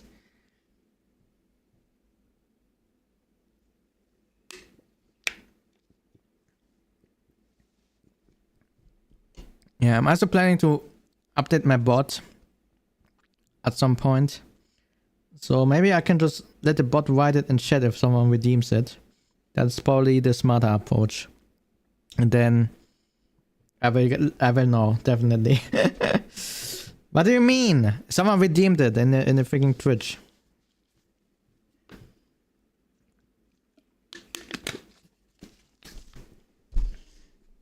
Okay, let's continue with the weird video. Now, do I think Mr. Who's the Boss or MKBHD, Aaron and Marquez, do I think they are lying to you just like they claim these companies are lying to you? No. They Like I actually said at the claim start they of are this video, lying. Think of this video more as a debate. Think of it more as a conversation. Okay. I like that. Listen, I just think the claims in their video were poorly researched, over-sensationalized, with the express intent to kind of get you angry and to keep you watching. It didn't make me But other than angry. that, I don't think these creators made the video I don't know. with Did the it make anyone express angry? intent to deceive or lie to you. Actually, in reality, these YouTubers have kind of grown to unimaginable heights. I mean, it spread more awareness, but it wasn't really making me angry. I was like, oh, okay, that's how it works. That's crazy. That's what we went like. We didn't went like, oh, those damn tech companies. It's not like, you know, compared to how we watched the Shein thing. That was angry, but yeah, the tech thing was fine actually. I got angry. Wait, what? Why? Marquez is lying to you. What the frick? Why is the chat gone? Wait, let me reload this thing. What happened over here? Tomate.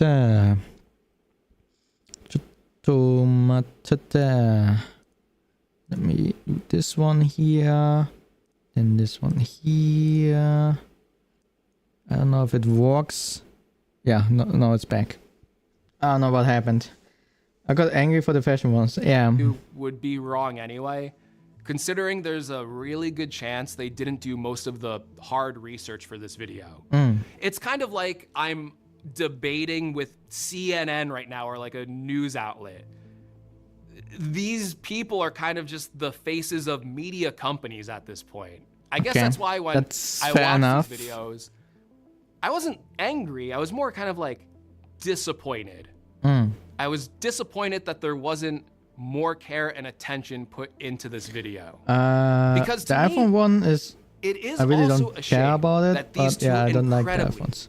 That's popular fair. YouTubers with their big teams and their incredible amount of resources couldn't tackle some of the I mean, Apple is having legitimate some issues advantages, but going it's just... on For in that big tech right price, now. it's not worth it. Privacy If it would be cheaper, I would probably get social a media Apple phone as well, but AI not for that potentially price replacing that the they are at the workforce, AI moment. Hell nah. psychosis, Hell or nah. big tech building massive data centers and literally displacing communities, literally making drinking water undrinkable. Damn. Like for all the topics they could have covered as big tech lying to you. That's fair. They could have covered it a little bit more here and went a little bit more into the specific and what it means. Could have had a I real can agree with him on that one. Yeah.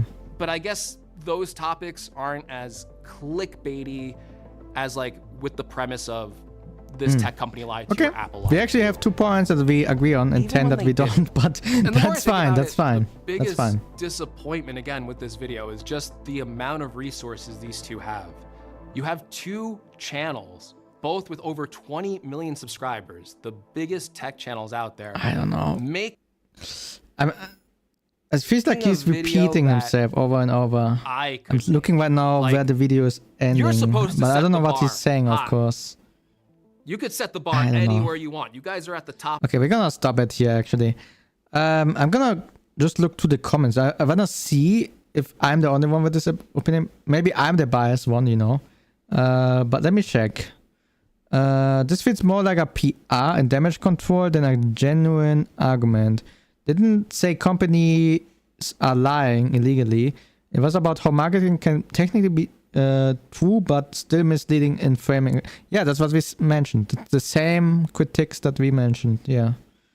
Okay, it's not about lying, it's about deception. Yeah, that's what we cite.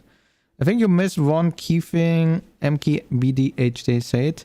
The glasses are improving generally, but not as companies making. Yeah, that's the point that we made as well. As they mostly keep going back and forth between scratch resistance and shutter resistance. That's what we said, yeah. We can't keep throwing big words around, like lie. There's exactly that in the thumbnail, yeah, and in the title as well. He's doing the exact same thing. That's true. Only dummies upgrade their devices every year. That is technically also true, but usually people do it, I don't know, every 4 years, 3 years. It depends how expensive it was, what tech you used, yeah. Deception, not always lying, is rampant online, especially YouTube. As an M1 Max user, the marketing for M5 Max touched my heart. Too bad my laptop is still perfectly fine. Really? That's interesting. Because for I already explained it, but my Dragon Ball had a completely different experience. Like it's basically... It got... Okay. I can't tell you how slow it was. So he bought it, and about 2-3 years after, you know, the booting up was really slow, and really regularly when he opened the browser and just watched YouTube or something, it just crashed. That's how bad it was. So maybe the chip was defect, I don't know. But like if I hear this story, I was like, what the frick? What the hell? But yeah. I'm back. Welcome back. Yeah, we are pretty much at the end of the stream. Actually, he also commented. What did he commented here? This feels more like a PR and damage control. Why is it okay falsely market the videos? It's kinda my point. What? But you do the exact same thing right now. You say people should not do that, and then you do the same thing. This makes no sense. Yeah, okay, another one. What is this one? The glass. Okay, the glass. What is he gonna reply to that one? Let's see. Wait, where is it? It said there was a reply from him, but I must be blind. The heck? Did he delete his comment? What is his name again? Yeah. Interesting. Well, I don't know, man. I think he was more on the Apple side. I think he was a little bit biased, unfortunately. He made 2 points that I agree on. But besides for that, everything else was pretty much just babbling around the topic or actually making even wrong comparisons, like the RAM example that we saw. Like this, I don't know where it is here.